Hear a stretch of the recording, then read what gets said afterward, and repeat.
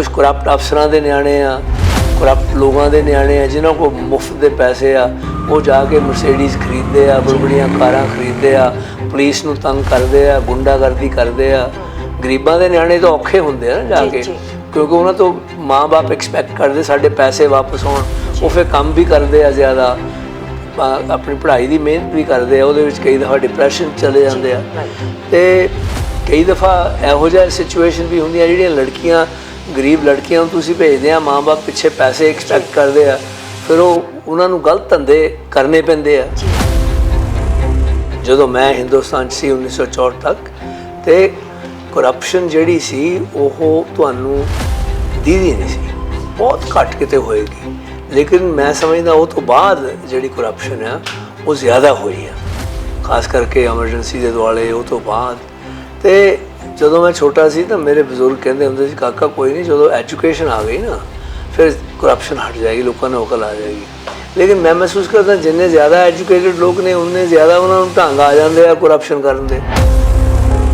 छोटी उम्र च गया तो मैं 1972-73 की गल है, उदों बड़ा ट्रूडो जिहड़ा ओल्ड ट्रूडो प्राइम मिनिस्टर हुंदा सी, मैं एक दिन एयरपोर्ट से किसी ने छड्डन गया वैनकूवर एयरपोर्ट तक, तो मैं उत्थे घूमदा सी, तो मैं देखा दूरों एक बंदा आ रहा, तो मधरा जिहा बंदा मेरे कद दा ही, तो वो ओवरकोट पाया, एक पासे ब्रीफ केस टंगिया, एक पासे इदा सूट केस जिहा फड़िया, तो माड़ी जी हैट जी लई आ, तो वो तुरया आ रहा, and that was prime minister Trudeau. ਉਹਦੇ ਨਾਲ कोई नहीं, वो एक कमर्शियल फ्लाइट तो दूजी कमर्शियल फ्लाइट से ट्रांसफर हो रहा है। What A beauty actually.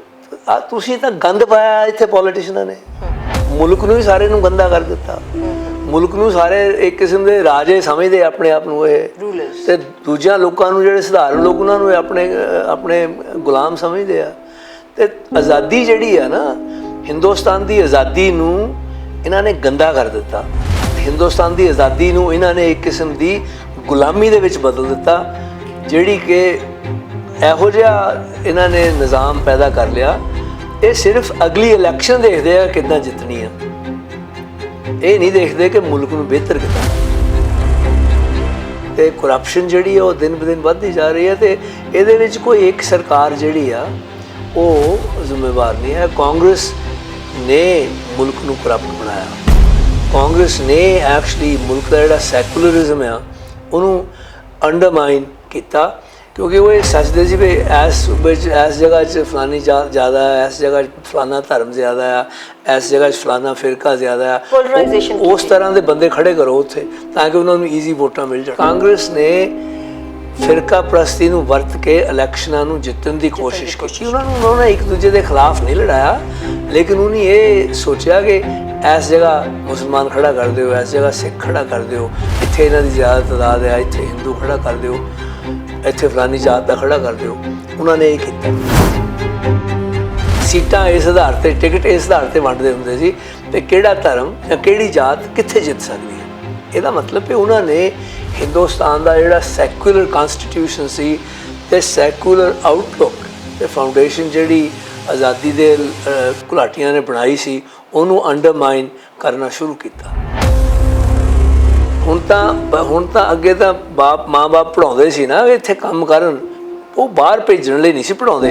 ਹੁਣ ਤਾਂ ਮਾਂ ਬਾਪ ਬਚਪਨ ਤੋਂ ਹੀ ਇਹ ਪੜਾਉਂਦੇ ਆ ਕਿ ਇਹਨੂੰ ਅੰਗਰੇਜ਼ੀ ਸਿਖਾ ਲਓ, ਇਹਨੂੰ ਬਾਹਰ ਭੇਜਣਾ, ਤੇ ਫਿਰ ਉਹ ਆਪਣੇ ਖੇਤ ਵੇਚਦੇ ਆ, ਆਪਣੇ ਮਕਾਨ ਵੇਚ ਦਿੰਦੇ ਆ, ਆਪਣੀਆਂ ਚੀਜ਼ਾਂ ਗਹਿਣੇ ਰੱਖ ਦਿੰਦੇ ਆ, ਤੇ ਫਿਰ ਆਪਣੇ ਬੱਚਿਆਂ ਨੂੰ ਜਿਹੜੇ ਗਰੀਬ ਲੋਕ ਹੈ ਜਾਂ ਜਿਹਨੂੰ ਨਹੀਂ ਅਫੋਰਡ ਕਰ ਸਕਦੇ ਉਹ ਫਿਰ ਆਪਣੇ ਬੱਚਿਆਂ ਨੂੰ ਬਾਹਰ ਭੇਜਦੇ ਆ। ਸਾਡੇ ਮੁੱਖ ਮੰਤਰੀ ਸਾਹਿਬ ਨੇ ਤਾਂ ਇੱਥੇ ਤੱਕ ਕਹਿਣ 'ਚ ਗੁਰੇਜ਼ ਨਹੀਂ ਕੀਤੀ ਕਿ ਅੰਗਰੇਜ਼ ਇੱਥੇ ਕੰਮ ਕਰਨ ਆਇਆ ਕਰਨਗੇ, ਤੇ ਸੋ ਜੇ ਆ ਵੀ ਜਾਣ ਇੱਕਾ ਦੁੱਕਾ ਕੋਈ ਉਹਦੇ ਨਾਲ ਕੀ ਫਰਕ ਪੈਂਦਾ। ਸੋ ਜਿਹੜੀਆਂ ਇੱਦਾਂ ਦੀਆਂ ਫੜਾਂ ਮਾਰਨੀਆਂ ਅੰਗਰੇਜ਼ ਆਉਣਗੇ, ਅੱਗੇ ਸਰਕਾਰਾਂ ਮਰ ਗਈਆਂ ਸਾਰੀਆਂ ਹੀ ਚਲੇ ਗਈਆਂ, ਅਸੀਂ ਪੰਜਾਬ ਨੂੰ ਕੈਲੀਫੋਰਨੀਆ ਬਣਾ ਦੇਣਾ, ਅਸੀਂ ਆਹ ਕਰ ਦੇਣਾ, ਤੁਹਾਡੇ ਸਾਹਮਣੇ ਹੀ ਆ, ਕੁਛ ਨਹੀਂ ਬਣਿਆ, ਆਪਣੀਆਂ ਜੇਬਾਂ ਹੀ ਭਰੀਆਂ ਪੋਲੀਟੀਸ਼ੀਅਨਾਂ ਨੇ। ਤੇ ਮੇਰਾ ਖਿਆਲ ਜਿਹੜੇ ਜਿੰਨੇ ਵੀ ਆ ਸਰਕਾਰਾਂ ਜਿੰਨੀਆਂ ਵੀ ਹੈਗੀਆਂ ਉਹਨਾਂ 'ਚੋਂ ਜਿਹੜੇ ਅੱਧੇ ਤੋਂ ਵੱਧ ਕੈਬਨਿਟ ਮਿਨਿਸਟਰ ਆ ਜਾਂ ਅੱਧੇ ਤੋਂ ਵੱਧ ਜਿਹੜੇ MP MLA ਆ ਉਹ ਮੁਜਰਮ ਆ ਜਿਨ੍ਹਾਂ ਨੇ ਕਰਪਸ਼ਨ ਕੀਤੀ। ਉਹ ਪੰਜਾਬ ਰੈਲੇਟਿਵਲੀ ਸਪੀਕਿੰਗ ਪੰਜਾਬ 'ਚ ਕੋਈ ਵੱਧ ਬਾਕੀਆਂ ਨਾਲੋਂ ਵਾਇਲੈਂਸ ਨਹੀਂ ਪੋਲੀਟੀਸ਼ੀਅਨਾਂ ਦੇ ਖਿਲਾਫ। ਤੇ ਜਿਹੜੇ ਐਵੇਂ 300 ਪੁਲਿਸ ਆਫਿਸਰ ਨਾਲ 50 ਆਫਿਸਰ ਕੋਈ ਕਹਿੰਦਾ ਮੈਨੂੰ 20 ਦਿਓ 21 ਦਿਓ 15 ਕਾਹਤੇ ਦਿੱਤੇ ਆ, ਇਹ ਐਵੇਂ ਵਾਧੂ ਗੱਲਾਂ ਆ, ਇਹਨਾਂ ਨੂੰ ਕੀ ਖਤਰਾ ਆ। इन्हीं काम की किया भी इन्हों खतरा है। इन्हीं कोई बयान दिता मुल्क के भले लिए, इन्हीं कोई सूबे के भले लिए बयान दिता, इन्हीं कोई सूबे के भले लिए स्टैंड लिया, इन्हीं करप्शन के खिलाफ कोई स्टैंड लिया, इन्हीं चोरों के खिलाफ कोई स्टैंड लिया। इन्होंने डर काहदा? ये एवं टौर आ कि लोगों के टौर पहला तो तुसीं जाके मिन्नतां करके वोटां मंगदे आ, फिर कहने मैनू 25 पुलिस ऑफिसर दे तां कोई लोग मैनू आके मिल ना सकन। यही पॉलिटिशियन जिहड़े 20 ਲਈ ਫਿਰਦੇ ਆ ਆਪਣੀਆਂ ਜੀਪਸ ਨਾਲ ਪੁਲਿਸ ਦੀਆਂ, ਇੱਕ ਪਾਸੇ ਉਹਦੀ ਤਾਰੀਫ ਕਰਦੇ ਆ, ਇੱਕ ਪਾਸੇ 50 ਨੌਕਰ ਇਹਨਾਂ ਦਾ ਖਾਣਾ ਬਣਾਉਣ ਲਈ ਲੱਗੇ ਹੋਏ। ਦੇਖੋ ਨਾ, ਮੈਂ ਉਹਨਾਂ ਮੁਲਕਾਂ ਦੇ ਵਿੱਚ ਪਹਿਲੀ ਗੱਲ ਤਾਂ ਜਿਹੜੀਆਂ ਇੱਥੋਂ ਦੀਆਂ ਸਰਕਾਰਾਂ ਆ ਇਹਨਾਂ ਨੂੰ ਮੁੱਖ ਮੰਤਰੀਆਂ ਕੋਲੋਂ, ਮੰਤਰੀਆਂ ਕੋਲੋਂ, ਡੀਸੀਜ਼ ਕੋਲੋਂ, ਐਸਪੀਜ਼ ਕੋਲੋਂ ਕਰ ਲੈਣੇ ਚਾਹੀਦੇ, ਖੋਣੇ ਚਾਹੀਦੇ। ਉਹਨਾਂ ਨੂੰ ਭੱਤਾ ਦੇਣ ਵੀ ਆਹ ਕਿਰਾਇਆ ਦਾ ਭੱਤਾ ਤੁਹਾਡਾ ਹਰ ਮਹੀਨੇ ਦਾ, ਆਹ ਤੁਹਾਡੀ ਤਨਖਾਹ ਹੈ, ਜਿੱਥੇ ਮਰਜ਼ੀ ਰਹੋ। ਪਹਿਲੀ ਗੱਲ ਤਾਂ ਇਹ ਕਰਨਾ ਸਾਰੇ ਹਿੰਦੁਸਤਾਨ 'ਚ ਕੋਈ ਘਰ ਨਹੀਂ ਚਾਹੀਦਾ ਸਿਵਾਏ ਇੱਕ ਜਿਹੜਾ ਤੁਹਾਡਾ ਗਵਰਨਰ ਹੈ ਉਹਦੀ ਰੈਜ਼ੀਡੈਂਸ ਚਾਹੀਦੀ ਹੈ, ਜਾਂ ਤੁਹਾਡਾ ਪ੍ਰੈਜ਼ੀਡੈਂਟ ਉਹਦੀ ਰੈਜ਼ੀਡੈਂਸ ਚਾਹੀਦੀ ਹੈ, ਅਤੇ ਜਾਂ ਜਿਹੜਾ ਪ੍ਰਾਈਮ ਮਿਨਿਸਟਰ ਉਹਦੀ ਪਰਮਾਨੈਂਟ ਰੈਜ਼ੀਡੈਂਸ ਚਾਹੀਦੀ ਹੈ ਵੀ ਜਦੋਂ ਪ੍ਰਾਈਮ ਮਿਨਿਸਟਰ ਉੱਥੋਂ ਨਿਕਲੇ ਨਾ ਦੂਜਾ ਪ੍ਰਾਈਮ ਮਿਨਿਸਟਰ ਉੱਥੇ ਆਵੇ। ਹੁਣ ਸਾਡੇ ਮੁਲਕ 'ਚ ਉੱਥੇ ਕੈਨੇਡਾ 'ਚ ਇੱਕ ਪ੍ਰਾਈਮ ਮਿਨਿਸਟਰ ਦੀ ਰੈਜ਼ੀਡੈਂਸ ਆ, ਇੱਕ ਆਪੋਜੀਸ਼ਨ ਲੀਡਰ ਦਾ ਘਰ ਆ। ਜਦੋਂ ਉਹ ਚੇਂਜ ਹੋ ਜਾਂਦੇ ਆ ਉਹ ਨਿਕਲ ਜਾਂਦੇ ਉਹਨਾਂ ਘਰਾਂ 'ਚੋਂ ਦੂਜੇ ਬੰਦੇ ਆ ਜਾਂਦੇ ਆ, ਅਤੇ ਇੱਕ ਗਵਰਨਰ ਜਨਰਲ ਦਾ ਘਰ ਆ, ਉੱਥੇ ਜਿਹੜਾ ਵੀ ਗਵਰਨਰ ਜਿਹੜਾ ਆਉਂਦਾ ਉੱਥੇ ਹੀ ਜਾਂਦਾ। ਜਦੋਂ ਇਹ ਸਿਆਸਤ ਤੋਂ ਰਿਟਾਇਰ ਹੁੰਦੇ ਇਹਨਾਂ ਨੂੰ ਕੋਈ ਘਰ ਨਹੀਂ ਦਿੰਦਾ, ਆਪਣੇ ਆਪਣੇ ਘਰ ਹੀ ਜਾਓ। ਸਾਡੇ ਸਾਰੇ ਸੂਬੇ ਦੇ ਵਿੱਚ ਜਦੋਂ ਮੈਂ ਮੁੱਖ ਮੰਤਰੀ ਸੀ, ਹੁਣ ਵੀ ਸਾਡੇ ਸਾਰੇ ਸੂਬੇ ਦੇ ਵਿੱਚ ਇੱਕ ਰੈਜ਼ੀਡੈਂਸ ਆ ਅਫੀਸ਼ੀਅਲ, ਉਹ ਹੈਗੀ ਆ ਲੈਫਟੀਨੈਂਟ ਗਵਰਨਰ ਦੀ। Okay, even CM has no? Absolutely not. Why should you? ਤੁਸੀਂ ਇਹਨਾਂ ਨੂੰ ਘਰ ਦੇਣ ਲਈ ਇਹਨਾਂ ਨੂੰ ਤੁਸੀਂ ਇਲੈਕਟ ਕਰਦੇ ਆ, ਤੁਸੀਂ ਇਹਨਾਂ ਨੂੰ ਇਲੈਕਟ ਕਰਦੇ ਕਿ ਤੁਹਾਡੀ ਸੇਵਾ ਕਰਨ, ਨਾ ਕਿ ਇਹਨਾਂ ਨੂੰ ਤੁਸੀਂ 50 ਨੌਕਰ ਰੱਖ ਕੇ ਦਿਓ। ਸਤਿ ਸ਼੍ਰੀ ਅਕਾਲ ਜੀ, ਅੱਜ ਤੁਹਾਡਾ ਅਨਕਟ ਪ੍ਰੋਗਰਾਮ ਦੇ ਵਿੱਚ ਮੈਂ ਫਿਰ ਇੱਕ ਵਾਰ ਸਵਾਗਤ ਕਰਦੀ ਹਾਂ। ਅੱਜ ਅਸੀਂ ਇੱਕ ਐਸੇ ਅਜ਼ੀਜ਼ ਤੇ ਐਸੇ ਮੁਅੱਜ਼ਜ਼ ਮਹਿਮਾਨ ਨੂੰ ਆਪਣੇ ਪ੍ਰੋਗਰਾਮ ਦੇ ਵਿੱਚ ਲੈ ਕੇ ਆਏ ਹਾਂ, ਜਿਸ ਤਰ੍ਹਾਂ ਹਰ ਵਾਰ ਅਸੀਂ ਕੋਈ ਵਿਲੱਖਣ ਤੇ ਕੁਝ ਸ਼ਖਸੀਅਤਾਂ ਦੇ ਨਾਲ ਤੁਹਾਡਾ ਰੂਬਰੂ ਕਰਵਾਉਂਦੇ ਹਾਂ।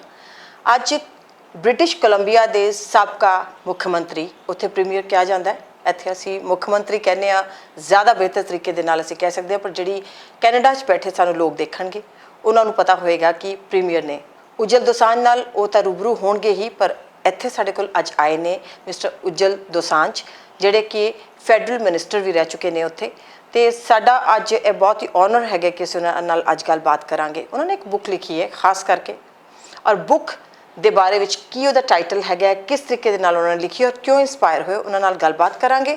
ਉਸ ਦੇ ਨਾਲ ਨਾਲ ਹੀ ਉਹਨਾਂ ਦੇ ਕਰੀਅਰ ਅਤੇ ਉਹਨਾਂ ਦੇ ਬਾਕੀ ਦੀਆਂ ਗੱਲਾਂ ਵੀ ਜਿਹੜੀਆਂ ਉਹਨਾਂ ਨਾਲ ਸਾਂਝੀਆਂ ਕਰਾਂਗੇ। ਸਾਡਾ ਬਹੁਤ ਹੀ ਦਿਲ ਸੀ ਕਿ ਅਸੀਂ ਉਹਨਾਂ ਨਾਲ ਲੰਬੀ ਤਕਰੀਰ ਕਰਦੇ, ਗੱਲ ਕਰਦੇ, 2-3 ਦਿਨ ਦੇ ਸਾਡੇ ਨਾਲ ਨੇ, ਪਰ ਸਾਨੂੰ ਉਹਨਾਂ ਨੇ ਸਪੈਸ਼ਲ ਟਾਈਮ ਦਿੱਤਾ। ਸਰ, ਤੁਹਾਡਾ ਸਵਾਗਤ ਹੈ ਜੀ। Thank you sir. ਬੁੱਕ ਤੁਸੀਂ ਲਿਖੀ ਔਰ ਇੰਸਪਾਇਰ ਹੋਏ, ਪਹਿਲਾਂ ਤਾਂ ਟਾਈਟਲ ਤੁਸੀਂ ਸਾਡੇ ਦਰਸ਼ਕਾਂ ਨੂੰ ਜ਼ਰੂਰ ਦੱਸੋ। ਦੇਖੋ, ਜਿਹੜੀ ਕਿਤਾਬ ਹੈ ਨਾ, ਉਹ ਹਰ ਮਨੁੱਖ ਦੇ ਸਿਰ 'ਚ ਕੋਈ ਨਾ ਕੋਈ ਕਿਤਾਬ ਜਾਂ ਕੋਈ ਆਈਡੀਆ ਤੁਰਿਆ ਫਿਰਦਾ, ਅਤੇ ਉਹ ਕਿਤਾਬ ਜਿਹੜੀ ਹੈ 1965 ਜਨਵਰੀ ਦੀ ਮੇਰੇ ਸਿਰ 'ਚ ਤੁਰੀ ਫਿਰਦੀ ਹੈ। ਅਤੇ ਮੈਂ ਉਹ ਜਦੋਂ ਮੈਨੂੰ ਲਿਖਣ ਦਾ ਮੌਕਾ ਮਿਲਿਆ ਹੁਣ, ਅਤੇ ਜਦੋਂ ਮੈਂ ਲਿਖਣਾ ਸ਼ੁਰੂ ਕੀਤਾ, ਅਤੇ ਇਹ ਮੇਰੀ ਦੂਜੀ ਕਿਤਾਬ ਮੈਂ ਸ਼ੁਰੂ ਕੀਤੀ ਸੀ, ਪਹਿਲੀ ਖਤਮ ਹੈ, ਅਜੇ ਛਪੀ ਨਹੀਂ। ਅਤੇ ਇਹ ਹੈਗਾ ਦ ਪਾਸਟ ਇਜ਼ ਨੈਵਰ ਡੈਡ। ਅਤੇ ਇਹ ਹੈ ਹਿੰਦੁਸਤਾਨ ਦੀ 1930 ਜਾਂ 40 ਦੇ ਦੁਆਲੇ ਦੀ ਹਾਲਤ, ਅਤੇ ਉੱਥੋਂ ਜਾਤਾਂ ਪਾਤਾਂ ਦਾ ਜਿਹੜਾ ਮਾਮਲਾ, ਇੱਕ ਮਨੁੱਖ ਜਿਹੜਾ ਆ ਜਾਤ ਪਾਤ ਦੇ ਹੱਥੋਂ ਤੰਗ ਹੋ ਕੇ ਇੰਡੀਆ ਛੱਡ ਜਾਂਦਾ 1942 'ਚ, ਹਾਲਾਂਕਿ ਗਾਂਧੀ ਕਹਿੰਦਾ ਸੀ quit India to the British, ਅਤੇ ਉਹ ਇੰਡੀਆ ਛੱਡ ਜਾਂਦਾ, ਅਤੇ ਉਹ 1952 'ਚ ਮੁੜ ਕੇ ਆਪਣੇ ਪੁੱਤਰ ਅਤੇ ਆਪਣੀ ਵਾਈਫ ਨੂੰ ਲੈਣ ਆਉਂਦਾ। ਅਤੇ ਇਹ ਉਹਨਾਂ ਦੀ ਕਹਾਣੀ ਆ ਜਾਣ ਤੋਂ ਪਹਿਲਾਂ ਤਕਰੀਬਨ, ਕਿ ਉਹਨਾਂ ਦੀ ਜ਼ਿੰਦਗੀ 'ਚ ਕੀ ਹੋਇਆ, ਅਤੇ ਕਾਸਟ ਜਿਹੜੀ ਆ ਉਹਨੇ ਉਹਨਾਂ ਦੀ ਜ਼ਿੰਦਗੀ ਨੂੰ ਕਿੱਦਾਂ ਇਨਫਲੂਐਂਸ ਕੀਤਾ, ਅਤੇ ਉਹਨਾਂ ਦੀ ਜ਼ਿੰਦਗੀ ਨੂੰ ਇਨਫੈਕਟ ਅੰਡਰਮਾਈਨ ਕੀਤਾ। ਸਰ, ਬਹੁਤ ਹੀ ਜ਼ਿਆਦਾ, ਕਿਉਂਕਿ ਅਜੀਬ ਗੱਲ ਲੱਗਦੀ ਹੈ ਕਿ ਭਾਰਤ ਦੇ ਵਿੱਚ ਜਾਂ ਸਾਡੇ ਮੁਲਕ ਦੇ ਵਿੱਚ ਤਾਂ ਜਿਹੜੀ ਹੈ ਕਾਸਟਿਜ਼ਮ ਹੈਗੀ, ਜਾਂ ਕਾਸਟ ਸਿਸਟਮ ਜਿਹੜਾ ਸੀ ਉਹ ਬੜਾ ਪ੍ਰੀਵਲੈਂਟ ਰਿਹਾ ਹੈਗਾ। ਪਰ ਜੇ ਗੱਲ ਕਰੀ ਕੈਨੇਡਾ, ਕਿਉਂਕਿ ਉਹ ਜਿਹੜੇ ਵੈਸਟਰਨ ਵਰਡਸ ਨੇ ਜਾਂ ਅਦਰ ਵਰਡਸ ਨੇ ਜਿਹੜੇ ਫਸਟ ਵਰਡ ਕਹੇ ਜਾਂਦੇ ਨੇ ਕਲੋਜ਼ਲੀ, ਅਤੇ ਉਹਨਾਂ ਵਿੱਚ ਤਰੱਕੀ ਨੂੰ ਦੇਖ ਕੇ, ਉੱਥੇ ਦੇ ਲੋਕਾਂ ਦੇ ਤਰੀਕਿਆਂ ਨੂੰ ਦੇਖ ਕੇ, ਉੱਥੇ ਵੀ ਜੇ ਜਾ ਕੇ ਇਸ ਤਰੀਕੇ ਦਾ ਤੁਹਾਨੂੰ ਇੱਕ ਐਪੀਸੋਡ ਦੇਖਣਾ ਪੈਂਦਾ ਤਾਂ it's something really shaking. No, it is. It's actually shocking, but the fact is ਜਿਹੜੀ ਕਾਸਟ ਆ ਨਾ, ਉਹ ਸਾਡੀ ਜ਼ਿੰਦਗੀ ਦਾ ਇਹੋ ਜਿਹਾ ਹਿੱਸਾ ਬਣ ਚੁੱਕਿਆ, ਉਹ ਨਿਖੜਵਾਂ ਅੰਗ ਆ। ਉਹਨੂੰ ਵੱਢ ਕੇ ਬਾਹਰ ਸੁੱਟਣ ਲਈ ਆਪਣੀ ਜ਼ਿੰਦਗੀ 'ਚੋਂ ਤੁਹਾਨੂੰ ਬਹੁਤ ਸਾਰੀਆਂ ਮਿਹਨਤਾਂ ਕਰਨੀਆਂ ਪੈਣੀਆਂ। ਤੇ ਦੇਖੋ ਨਾ, ਇੱਥੇ ਜਾਤ ਪਾਤ ਖਤਮ ਨਹੀਂ ਹੋਈ, ਤੇ ਜਿੰਨੇ ਹਿੰਦੁਸਤਾਨੀ ਬਾਹਰ ਜਾਂਦੇ ਉਹ ਜਾਤ ਪਾਤ ਨਾਲ ਲੈ ਕੇ ਜਾਂਦੇ ਆ, ਤੇ ਫਿਰ ਉਹਦੇ ਨਾਲ ਲੋਕਾਂ ਦੀਆਂ ਜ਼ਿੰਦਗੀ 'ਤੇ ਅਸਰ ਪੈਂਦਾ। ਇੱਕ ਦਲਿਤ ਬੱਚਾ ਤੇ ਉਹਦੀ ਜ਼ਿੰਦਗੀ 'ਤੇ ਹਿੰਦੁਸਤਾਨ ਦੇ ਵਿੱਚ ਤੇ ਮੁੜ ਕੇ ਇੰਗਲੈਂਡ ਦੇ ਵਿੱਚ ਕੀ ਅਸਰ ਪੈਂਦਾ, ਇਹ ਸਾਰੀ ਗੱਲਬਾਤ ਉਹਦੇ ਲਈ ਇਹ ਕਿਤਾਬ ਹੈ। ਤੇ ਮੈਂ 1965 'ਚ ਇੱਕ ਵਾਰਦਾਤ ਹੋਈ ਸੀ, ਮੈਂ ਜਦੋਂ ਗਿਆ ਹੀ ਹਾਂ, ਅਜੇ ਮੈਨੂੰ ਹਫ਼ਤਾ ਕੁ ਹੋਇਆ ਸੀ ਗਏ ਨੂੰ, ਮੈਂ ਅਜੇ ਵਾਲ ਵੀ ਨਹੀਂ ਸੀ ਕਟਾਏ, ਪੱਗ ਵਾਲਾ ਬੱਚਾ 18 ਸਾਲ ਦੀ ਉਮਰ 'ਚ, ਤੇ ਮੇਰੇ ਸਾਹਮਣੇ ਇੱਕ ਮਾੜੀ ਜਿਹੀ ਗੱਲ 'ਤੇ ਇੱਕ ਮਨੁੱਖ ਨੇ ਇੱਕ ਬਜ਼ੁਰਗ ਦਲਿਤ ਬਜ਼ੁਰਗ 'ਤੇ ਜਿਸਮਾਨੀ ਹਮਲਾ ਕੀਤਾ ਤੇ ਨਾਲ ਗਾਲਾਂ ਕੱਢੀਆਂ ਜਾਤ ਪਾਤ ਦਾ ਨਾਂ ਲੈ ਕੇ। ਉਹ ਚੀਜ਼ ਤੇ ਮੈਂ ਕੁਛ ਨਹੀਂ ਕਰ ਸਕਿਆ ਕਿਉਂਕਿ ਮੈਂ ਨਵਾਂ ਸੀ, ਮੈਨੂੰ ਪਤਾ ਨਹੀਂ ਸੀ, ਤੇ ਉਹ ਆਈ ਸਿੰਪਲੀ ਫਰੋਜ਼। ਤੇ ਜਦੋਂ ਉਹ ਜਿਹੜੀ ਚੀਜ਼ ਮੇਰੇ ਸਿਰ 'ਚ ਘੁੰਮਦੀ ਰਹੀ, ਤੇ ਜਦੋਂ ਮੈਨੂੰ ਮੌਕਾ ਮਿਲਿਆ, ਹੁਣ ਮੈਂ ਵਿਹਲਾ ਹੋਇਆ ਜ਼ਿੰਦਗੀ ਦੇ ਬਾਕੀ ਕੰਮਾਂ ਤੋਂ, ਤੇ ਕਿਉਂਕਿ ਮੈਂ ਪ੍ਰੋਫੈਸ਼ਨਲ ਲਿਖਾਰੀ ਨਹੀਂ, ਮੈਂ ਤਾਂ ਹੁਣ ਲਿਖਾਰੀ ਬਣਿਆ, ਤੇ ਮੈਂ ਫਿਰ ਉਹ ਕਿਤਾਬ ਜਿਹੜੀ ਆ ਉਹ ਉਸ ਇਨਸੀਡੈਂਟ ਨੂੰ ਲੈ ਕੇ ਤੇ ਹੋਰ ਬਹੁਤ ਸਾਰੀਆਂ ਇਨਸੀਡੈਂਟ ਜਿਹੜੀਆਂ ਮੇਰੀ ਜ਼ਿੰਦਗੀ ਦੇ ਆਲੇ ਦੁਆਲੇ ਹੋਈਆਂ ਜਾਂ ਮੈਨੂੰ ਪਤਾ ਆ, ਉਹਨਾਂ ਸਾਰੀਆਂ ਨੂੰ ਇੱਕ ਲੜੀ 'ਚ ਪਰੋ ਕੇ ਹਿਸਟੋਰੀਕਲ ਫਿਕਸ਼ਨ ਦੇ ਤੌਰ 'ਤੇ ਪੇਸ਼ ਕੀਤਾ। ਜੀ ਸੋ ਤੁਸੀਂ ਇੱਕ ਲਾਇਰ ਵੀ ਰਹੇ, ਲਾਇਰ ਮਤਲਬ ਲਾਅ ਵੀ ਕੀਤਾ ਹੋਇਆ, and you also ਵੈਂਟ in that particular profession. ਤਾਂ ਇਹਦੇ ਵਿੱਚ ਕਿਵੇਂ ਤਾਂ ਹੁੰਦਾ ਇੱਕ ਟਰਨਿੰਗ ਪੁਆਇੰਟ, ਇੱਕ ਲਾਇਰ ਦੈਨ ਅ ਪੋਲੀਟੀਸ਼ੀਅਨ? ਦੇਖੋ, ਪੋਲੀਟੀਸ਼ੀਅਨ ਤਾਂ ਮੈਂ ਤੁਹਾਨੂੰ ਅੱਗੇ ਵੀ ਦੱਸਿਆ ਕਿ ਜਿਹੜੀ ਪੋਲੀਟਿਕਸ ਆ ਨਾ, ਇਹ ਸਿਰਫ ਇਲੈਕਸ਼ਨਾਂ ਹੀ ਨਹੀਂ। ਜੇ ਕੋਈ ਮਨੁੱਖ ਪੋਲੀਟਿਕਸ ਨੂੰ ਨਹੀਂ ਧਿਆਨ ਦਿੰਦਾ ਨਾ ਬਿਲਕੁਲ, ਉਹ ਵੀ ਪੋਲੀਟਿਕਸ 'ਚ ਆ।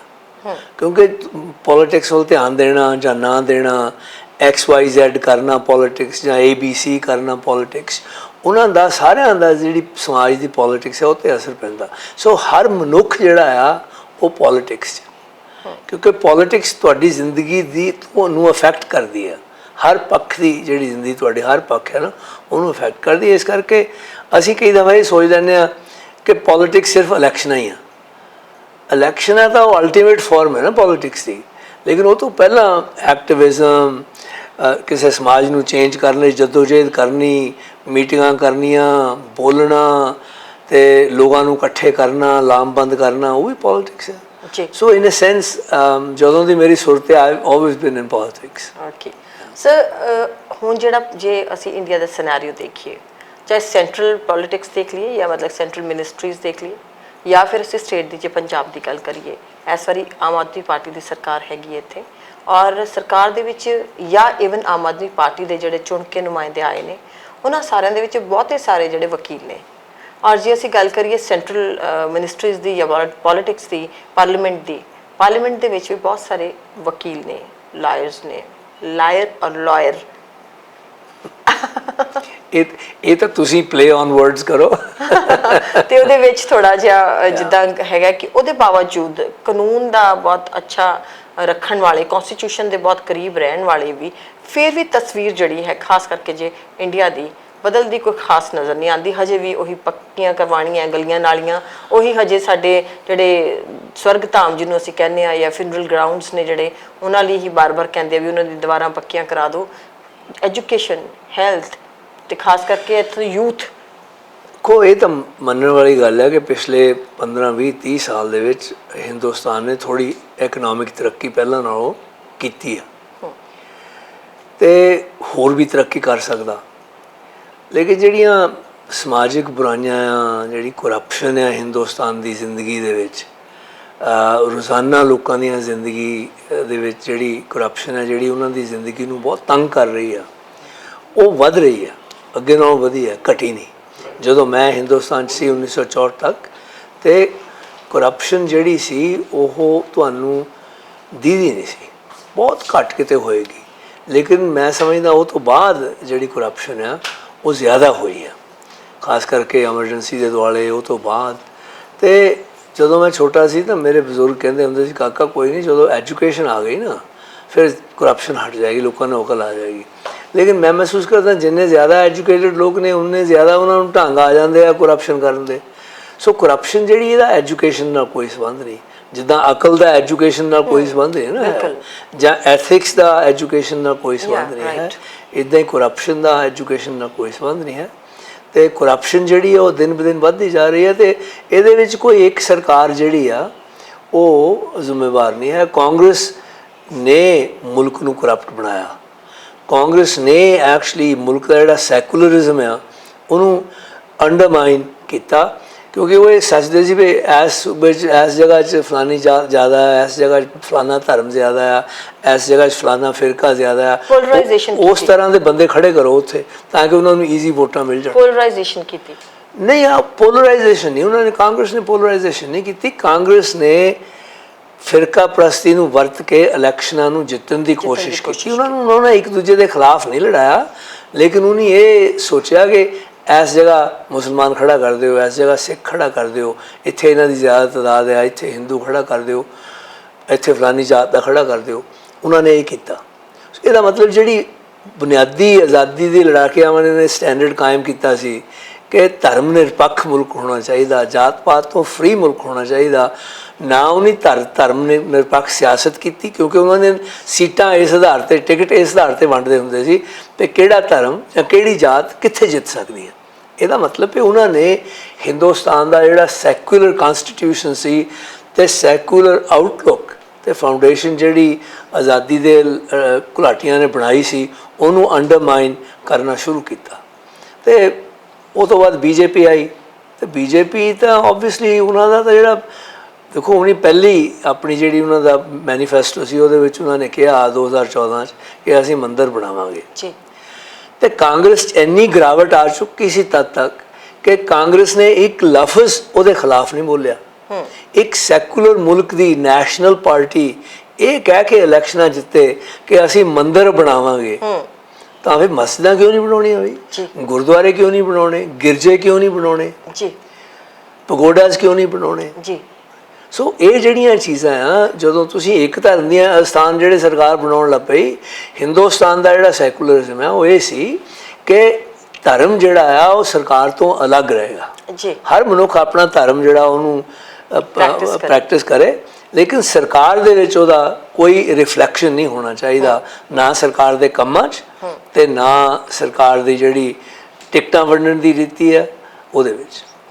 ਸਰ, ਜਿਹੜਾ ਆਪਾਂ ਗੱਲ ਕਰਦੇ ਹਾਂ, ਤੁਸੀਂ ਹੁਣੇ ਜਿੱਦਾਂ ਇੱਥੇ ਆਪਾਂ ਜਾਤ ਪਾਤ ਦੀ ਗੱਲ ਕੀਤੀ ਹੈ ਇਸ ਮੁਲਕ ਦੇ ਵਿੱਚ, ਕੁਝ ਉਹਦਾ ਹੀ ਬਦਲਿਆ ਹੋਇਆ ਰੂਪ ਡਿਫਰੈਂਟ ਟਾਈਪ ਦੇ ਨਾਲ, ਹੇਟ ਕ੍ਰਾਈਮ, ਰੇਸਿਜ਼ਮ, ਉਹੀ ਨਹੀਂ ਲੱਗਦਾ ਤੁਹਾਨੂੰ? ਤੁਸੀਂ ਕਿਉਂਕਿ ਦੋਨੋਂ ਸਾਈਡਾਂ ਦੇਖੀਆਂ ਨੇ। ਨਹੀਂ, ਦੇਖੋ, ਜਿਹੜਾ ਹੇਟ ਕ੍ਰਾਈਮ ਜਾਂ ਰੇਸਿਜ਼ਮ ਹੈ ਨਾ, it's a form of discrimination, ਲੇਕਿਨ it's not blessed by religion. Okay, right. It's something, ਦੇਖੋ, ਜਿਹੜੀ ਰੇਸਿਜ਼ਮ ਆ ਜਾਂ ਜਿਹੜੀ ਗਰੀਬੀ ਆ ਜਾਂ ਜਿਹੜੀਆਂ ਵਰਕਿੰਗ ਕਲਾਸ ਪੂਅਰ ਲੋਕ ਹੈਗੇ ਆ ਜਾਂ ਜਿਹੜੀ ਪਾਵਰਟੀ ਆ, ਇਹਨਾਂ ਸਾਰੀਆਂ ਚੀਜ਼ਾਂ ਤੋਂ ਛੁਟਕਾਰਾ ਪਾਇਆ ਜਾ ਸਕਦਾ। ਜਿਹੜੀ ਚੀਜ਼ ਨੂੰ ਧਰਮ ਨੇ ਬਲੈਸ ਕਰ ਦਿੱਤਾ ਡਾਇਰੈਕਟਲੀ ਜਾਂ ਇਨਡਾਇਰੈਕਟਲੀ ਫॉर ਸੈਂਚੁਰੀਜ਼, ਉਹ ਤੋਂ ਛੁਟਕਾਰਾ ਪਾਉਣਾ ਜਿਹੜਾ it is much more difficult, and that is caste. ਐਂਡ ਉਹ ਜਿਹੜੀ ਹੈ ਸੋ ਉਹਨੂੰ ਤੁਸੀਂ ਕਾਸਟ ਨੂੰ ਰੇਸਿਜ਼ਮ ਦੇ ਨਾਲ ਜਾਂ ਕਲਾਸ ਡਿਸਕ੍ਰਿਮੀਨੇਸ਼ਨ ਦੇ ਨਾਲ ਮੁਕਾਬਲਾ ਨਹੀਂ ਉਹਦਾ ਕਰ ਸਕਦੇ ਹੈ। ਉਹ ਇੱਕ ਸੈਕੂਲਰ ਕਨਸੈਪਟ ਹੈ, ਸੈਕੂਲਰ ਤੌਰ 'ਤੇ ਲੋਕ ਕੰਮ ਕਰਦੇ ਆ, ਉਹਨਾਂ ਦੇ ਜਿਹੜੇ ਵਤੀਰੇ ਆ ਉਹ ਚੇਂਜ ਹੋਈ ਜਾਂਦੇ। ਜਦੋਂ ਮੈਂ ਇੰਗਲੈਂਡ ਗਿਆ ਉਦੋਂ ਇੰਗਲੈਂਡ ਬਹੁਤ ਕਲਾਸ ਰਿਡਨ ਸੁਸਾਇਟੀ ਸੀ, ਜ਼ਿਆਦਾ ਸਟ੍ਰੈਟੀਫਾਈਡ ਸੀ। ਹੁਣ ਤੁਸੀਂ ਇੰਗਲੈਂਡ ਜਾਓ, ਅੱਗੇ ਨਾਲੋਂ ਮੱਚ ਮੋਰ ਲਿਬਰਲ ਆ, ਕਲਾਸਿਸ ਮੋਰ ਫਲੂਇਡ ਆ, ਇੱਕ ਕਲਾਸ ਤੋਂ ਦੂਜੀ ਕਲਾਸ 'ਚ ਲੋਕ ਜਾ ਸਕਦੇ ਆ, ਅਤੇ ਉਦੋਂ ਨਹੀਂ ਜਾ ਸਕਦੇ ਸੀ, ਜ਼ਿਆਦਾ ਇਕੋਨਮੀ ਇੰਨੀ ਕੰਸਟ੍ਰੇਨਡ ਸੀਗੀ, ਅਤੇ ਉਹ ਚੀਜ਼ ਦਾ ਛੁਟਕਾਰਾ ਪੈ ਸਕਦਾ। ਕਾਸਟ ਜਿਹੜੀ ਆ, ਤੁਸੀਂ ਇੱਥੋਂ 7 ਸਮੁੰਦਰੋਂ ਪਾਰ ਚਲੇ ਜਾਓ ਨਾ, ਉਸ ਛੁਟਕਾਰਾ ਅਜੇ ਤਾਈਂ ਕੋਈ ਤਰੀਕਾ ਨਹੀਂ ਲੱਭਿਆ ਉਹਨੂੰ ਪਾਉਣ ਦਾ ਜੀ। ਸਰ, ਜਿਹੜੇ ਇੰਡੀਅਨ, ਖਾਸ ਕਰਕੇ ਪੰਜਾਬ ਦੀ ਆਪਾਂ ਗੱਲ ਕਰੀਏ, ਪੰਜਾਬੀਜ਼ ਦੀ ਗੱਲ ਕਰੀਏ, ਮਾਈਗ੍ਰੇਸ਼ਨ ਵੈਸੇ ਤਾਂ ਇਨਸਾਨ ਦੀ ਨੇਚਰ ਹੈ, ਪਹਿਲੀ ਵਾਰ ਨਹੀਂ ਹੋਈ, ਦੂਸਰੇ ਮੁਲਕਾਂ 'ਚੋਂ ਵੀ ਦੂਸਰੇ ਮੁਲਕਾਂ 'ਚ ਹੁੰਦੀ ਰਹੀ ਹੈ। ਅਫਰੀਕਨਸ ਜਾਂ ਜਿਹੜੇ ਅਸੀਂ ਦੂਸਰੇ ਇਸ ਤਰ੍ਹਾਂ ਦੇ ਮੁਲਕ ਦੇਖਦੇ ਹਾਂ, ਉਹਨਾਂ ਦੇ ਵੀ ਅਮਰੀਕਾ 'ਚ ਬਹੁਤ ਸਾਰੇ ਜਿਹੜੇ ਨੇ ਉਹ ਲੋਕ ਆਏ ਨੇ। ਇੰਡੀਆ ਦੀ ਜੇ ਆਪਾਂ ਗੱਲ ਕਰੀਏ ਖਾਸ ਕਰਕੇ, ਤਾਂ ਪੰਜਾਬੀਜ਼ ਲਗਾਤਾਰ ਮਾਈਗ੍ਰੇਟ ਕਰ ਰਹੇ ਨੇ, ਬੱਚੇ ਪੜ੍ਹਦੇ ਨਹੀਂ, ਔਰ ਇਹੀ ਇੱਥੋਂ ਜੇ ਅਸੀਂ ਆਮ ਪਿੰਡਾਂ 'ਚ ਜਾ ਕੇ ਜਾਂ ਗੱਲ ਵੀ ਕਰਦੇ ਹਾਂ ਵੀ ਤੂੰ 10ਵੀਂ 12ਵੀਂ ਕਰ ਲੈ, ਕੋਈ ਨਹੀਂ, ਉੱਥੇ ਜਾ ਕੇ ਟਰੱਕਿੰਗ 'ਚ ਚਲੇ ਜਾਈਂ, ਟਰੱਕ ਪਾਲੀ ਅਤੇ ਪੈਸਾ ਹੀ ਪੈਸਾ ਹੈਗਾ, ਇੱਦਾਂ ਦੀ ਸਾਈਕਲ ਲੈ ਕੇ ਜਾਂਦੇ ਨੇ। How do you react to this? ਦੇਖੋ, ਪਹਿਲੀ ਗੱਲ ਤਾਂ ਇਹ ਕਹਿਣਾ ਕਿ ਮਾਈਗ੍ਰੇਸ਼ਨ ਹੁੰਦੀ ਰਹੀ ਆ, ਉਹ ਸੱਚਾਈ ਆ। ਲੇਕਿਨ ਜਿਹੜੀ ਅਮਰੀਕਾ 'ਚ ਬਲੈਕਸ ਦੀ ਮਾਈਗ੍ਰੇਸ਼ਨ ਹੋਈ ਆ ਉਹ ਸਲੇਵਰੀ ਤੋਂ ਹੋਈ ਆ। ਐਕਚੁਅਲੀ ਉਹ ਸਲੇਵ ਟ੍ਰੇਡ ਜਿਹੜਾ ਬਰਤਾਨੀਆ ਨੇ ਸ਼ੁਰੂ ਕੀਤਾ ਸੀ ਤੇ ਵੈਸਟ ਇੰਡੀਜ਼ ਦੇ ਵਿੱਚ ਵੀ ਉਹਨਾਂ ਨੂੰ ਲੈ ਕੇ ਗਏ ਸੀ, ਉਹ ਸਲੇਵ ਟ੍ਰੇਡ ਦੇ ਨਾਲ ਜਿਹੜੇ ਬਲੈਕਸ ਉੱਥੇ ਆਏ ਅਫਰੀਕਾ ਤੋਂ ਲੋਕ, ਉਹਨਾਂ ਖੋ ਕੇ ਆਪਣੀਆਂ ਮਾਵਾਂ ਤੋਂ ਬੱਚਿਆਂ ਨੂੰ ਲੈ ਕੇ ਆਏ। ਤੇ ਆਪਣੇ ਸਮਾਜ 'ਚੋਂ ਵੀ ਦੇਖੋ ਵੈਸਟ ਇੰਡੀਜ਼ ਦੇ ਵਿੱਚ ਟ੍ਰਿਨੀਡੈਡ ਵਗੈਰਾ 'ਚ ਤੇ ਫੀਜੀ 'ਚ ਇੱਥੋਂ ਇੰਡੈਂਚਰਡ ਲੇਬਰਰ ਜਾਂਦੇ ਹੁੰਦੇ ਸੀ, ਮਤਲਬ ਕੰਟਰੈਕਟ ਲੇਬਰਰਸ, ਉਹਨਾਂ ਨੂੰ ਮਤਲਬ ਇੱਕ ਕਿਸਮ ਦੇ ਗੁਲਾਮ ਬਣ ਕੇ ਲੈ ਕੇ ਜਾਂਦੇ ਸੀ ਉਹਨਾਂ ਨੂੰ। ਸੋ ਉਹ ਡਿਫਰੈਂਟ ਮਾਈਗ੍ਰੇਸ਼ਨ ਸੀ। ਚਾਈਨਾ ਵੀ ਗਿਆ ਕਾਫੀ ਵਾਰ ਬਾਹਰ, ਹਾਂ, ਲੇਕਿਨ ਉਹ ਡਿਫਰੈਂਟ ਮਾਈਗ੍ਰੇਸ਼ਨ ਸੀ। ਹੁਣ ਜਿਹੜੀ ਮਾਈਗ੍ਰੇਸ਼ਨ ਇੱਕ ਆਜ਼ਾਦ ਮੁਲਕ 'ਚੋਂ, ਕਿਉਂਕਿ ਅਸੀਂ ਲੋਕਾਂ ਲਈ ਰੁਜ਼ਗਾਰ ਦੇ ਸਾਧਨ ਨਹੀਂ ਪੈਦਾ ਕਰ ਸਕੇ, ਕਿਉਂਕਿ ਕਰਪਟ ਪੋਲੀਟੀਸ਼ੀਅਨਸ ਨੇ ਆਪਣੀਆਂ ਜੇਬਾਂ ਭਰੀਆਂ ਤੇ ਜਿਹੜਾ ਰੁਜ਼ਗਾਰ ਹੈ ਲੋਕਾਂ ਲਈ, ਇੰਡਸਟਰੀਜ਼ ਵਗੈਰਾ, ਮੈਨੂਫੈਕਚਰਿੰਗ ਨਹੀਂ ਲਾਈ, ਹੈਲਥ ਕੇਅਰ ਪ੍ਰੋਪਰ ਨਹੀਂ ਦਿੱਤੀ, ਐਜੂਕੇਸ਼ਨ ਪ੍ਰੋਪਰ ਨਹੀਂ ਆ ਰਹੀ ਇਸ ਮੁਲਕ ਦੇ ਵਿੱਚ। ਜਿਹੜੇ ਅਮੀਰਾਂ ਦੇ ਨਿਆਣੇ ਆ ਉਹ ਵਧੀਆ ਸਕੂਲਾਂ 'ਚ ਪੜ੍ਹਦੇ ਆ, ਜਿਹੜੇ ਗਰੀਬਾਂ ਦੇ ਨਿਆਣੇ ਆ ਉਹ ਟੁੱਟੇ ਸਕੂਲਾਂ 'ਚ ਪੜ੍ਹਦੇ ਆ। ਸੋ ਜੇ ਇਹੋ ਜਿਹਾ ਸਿਸਟਮ ਅਸੀਂ ਨਹੀਂ ਠੀਕ ਕਰ ਸਕੇ ਤੇ ਫਿਰ ਸਾਨੂੰ ਹੈਰਾਨੀ ਨਹੀਂ ਹੋਣੀ ਚਾਹੀਦੀ ਕਿ ਜਿਹੜੇ ਲੋਕ ਇਸ ਮੁਲਕ ਤੋਂ ਛੁਟਕਾਰਾ ਪਾ ਸਕਦੇ ਆ ਉਹ ਪਾ ਰਹੇ ਆ ਤੇ ਉਹਦੇ ਨਾਲ ਤੁਹਾਡਾ ਨੁਕਸਾਨ ਹੋ ਰਿਹਾ। ਦੇਖੋ ਤੁਸੀਂ ਗਰੀਬ ਮੁਲਕ ਆ ਤੇ ਤੁਸੀਂ ਪੈਸੇ ਲਾ ਰਹੇ ਆ, ਮੇਰੇ ਤੇ ਵੀ ਲਾਏ 18 ਸਾਲ ਤਾਈਂ ਜੀ, ਮੈਨੂੰ ਪੜ੍ਹਾਇਆ ਤੇ ਮੈਂ ਵੀ ਚਲੇ ਗਿਆ। ਹੁਣ ਤਾਂ ਅੱਗੇ ਤਾਂ ਮਾਂ-ਬਾਪ ਪੜ੍ਹਾਉਂਦੇ ਸੀ ਨਾ ਇੱਥੇ ਕੰਮ ਕਰਨ, ਉਹ ਬਾਹਰ ਭੇਜਣ ਲਈ ਨਹੀਂ ਸੀ ਪੜ੍ਹਾਉਂਦੇ। ਹੁਣ ਤਾਂ ਮਾਂ-ਬਾਪ ਬਚਪਨ ਤੋਂ ਹੀ ਇਹ ਪੜ੍ਹਾਉਂਦੇ ਆ ਕਿ ਇਹਨੂੰ ਅੰਗਰੇਜ਼ੀ ਸਿਖਾ ਲਓ, ਇਹਨੂੰ ਬਾਹਰ ਭੇਜਣਾ। ਤੇ ਫਿਰ ਉਹ ਆਪਣੇ ਖੇਤ ਵੇਚਦੇ ਆ, ਆਪਣੇ ਮਕਾਨ ਵੇਚ ਦਿੰਦੇ ਆ, ਆਪਣੀਆਂ ਚੀਜ਼ਾਂ ਗਹਿਣੇ ਰੱਖ ਦਿੰਦੇ ਆ ਤੇ ਫਿਰ ਆਪਣੇ ਬੱਚਿਆਂ ਨੂੰ, ਜਿਹੜੇ ਗਰੀਬ ਲੋਕ ਆ ਜਾਂ ਜਿਹਨਾਂ ਨਹੀਂ ਅਫੋਰਡ ਕਰ ਸਕਦੇ, ਉਹ ਫਿਰ ਆਪਣੇ ਬੱਚਿਆਂ ਨੂੰ ਬਾਹਰ ਭੇਜਦੇ ਆ। ਇੱਕ ਤਾਂ ਦੇਖੋ ਉਹਨਾਂ ਦੀ ਜਿਹੜੀ ਨਿੱਜੀ ਇਨਵੈਸਟਮੈਂਟ ਉਹਨਾਂ ਬੱਚਿਆਂ 'ਤੇ, ਉਹਨਾਂ ਨੂੰ ਪਾਲਣਾ ਪੋਸਣਾ, ਉਹਨਾਂ 'ਤੇ ਪੈਸੇ ਖਰਚਣੇ, ਫਿਰ ਜਿੰਨਾ ਸਰਕਾਰੀ ਖਰਚ ਉਹਨਾਂ ਬੱਚਿਆਂ ਨੂੰ ਪੜ੍ਹਾਉਣ 'ਤੇ, ਉਹ ਜਿਹੜਾ ਸਾਰਾ ਹੀ ਸਰਮਾਇਆ ਆ, ਜਦੋਂ ਇੱਕ ਮਨੁੱਖ ਜਾਂਦਾ ਬੱਚਾ, ਉਹ ਸਾਰਾ ਹੀ ਸਰਮਾਇਆ ਜਿੰਨਾ ਉਸ ਬੱਚੇ 'ਤੇ ਲੱਗਾ ਹੁੰਦਾ ਨਾ, ਉਹ ਬਾਹਰ ਚੱਲ ਜਾਂਦਾ।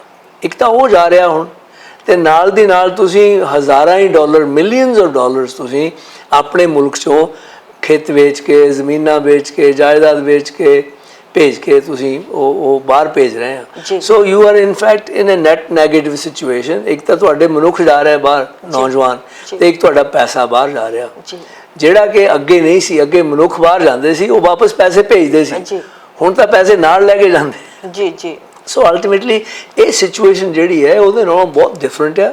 ਤੇ ਸਾਨੂੰ ਐਕਚੁਅਲੀ ਸ਼ਰਮ ਆਉਣੀ ਚਾਹੀਦੀ ਹੈ ਕਿ ਅਸੀਂ ਆਜ਼ਾਦੀ ਨੂੰ ਸਾਡੇ 75 ਸਾਲ ਤੋਂ ਵੀ ਜ਼ਿਆਦਾ ਹੋ ਗਿਆ ਹੈ ਤੇ ਅਸੀਂ ਆਪਣੇ ਲੋਕਾਂ ਲਈ ਰੁਜ਼ਗਾਰ ਵੀ ਨਹੀਂ ਪੈਦਾ ਕਰ ਸਕੇ। ਤੇ ਸਾਡੇ ਲੋਕ ਤੇ ਕਈ ਪੋਲੀਟੀਸ਼ੀਅਨ ਇੱਥੇ ਇਹੋ ਜਿਹੇ ਆ ਜਿਹੜੇ ਖੁਸ਼ੀ ਮਨਾਉਂਦੇ ਆ ਕਿ ਸਾਡੇ ਲੋਕ ਜਿਹੜੇ ਆ ਜੀ, ਅਸੀਂ ਸੌਫਟਵੇਅਰ ਪ੍ਰੋਗਰਾਮਰਸ ਦੁਨੀਆ ਨੂੰ ਦੇ ਦਿੱਤੇ, ਅਸੀਂ ਗੂਗਲ ਦੇ ਪ੍ਰੈਜ਼ੀਡੈਂਟ ਦੁਨੀਆ ਨੂੰ ਦੇ ਦਿੱਤੇ, ਅਸੀਂ ਫਲਾਣੇ ਦੇ ਦਿੱਤੇ।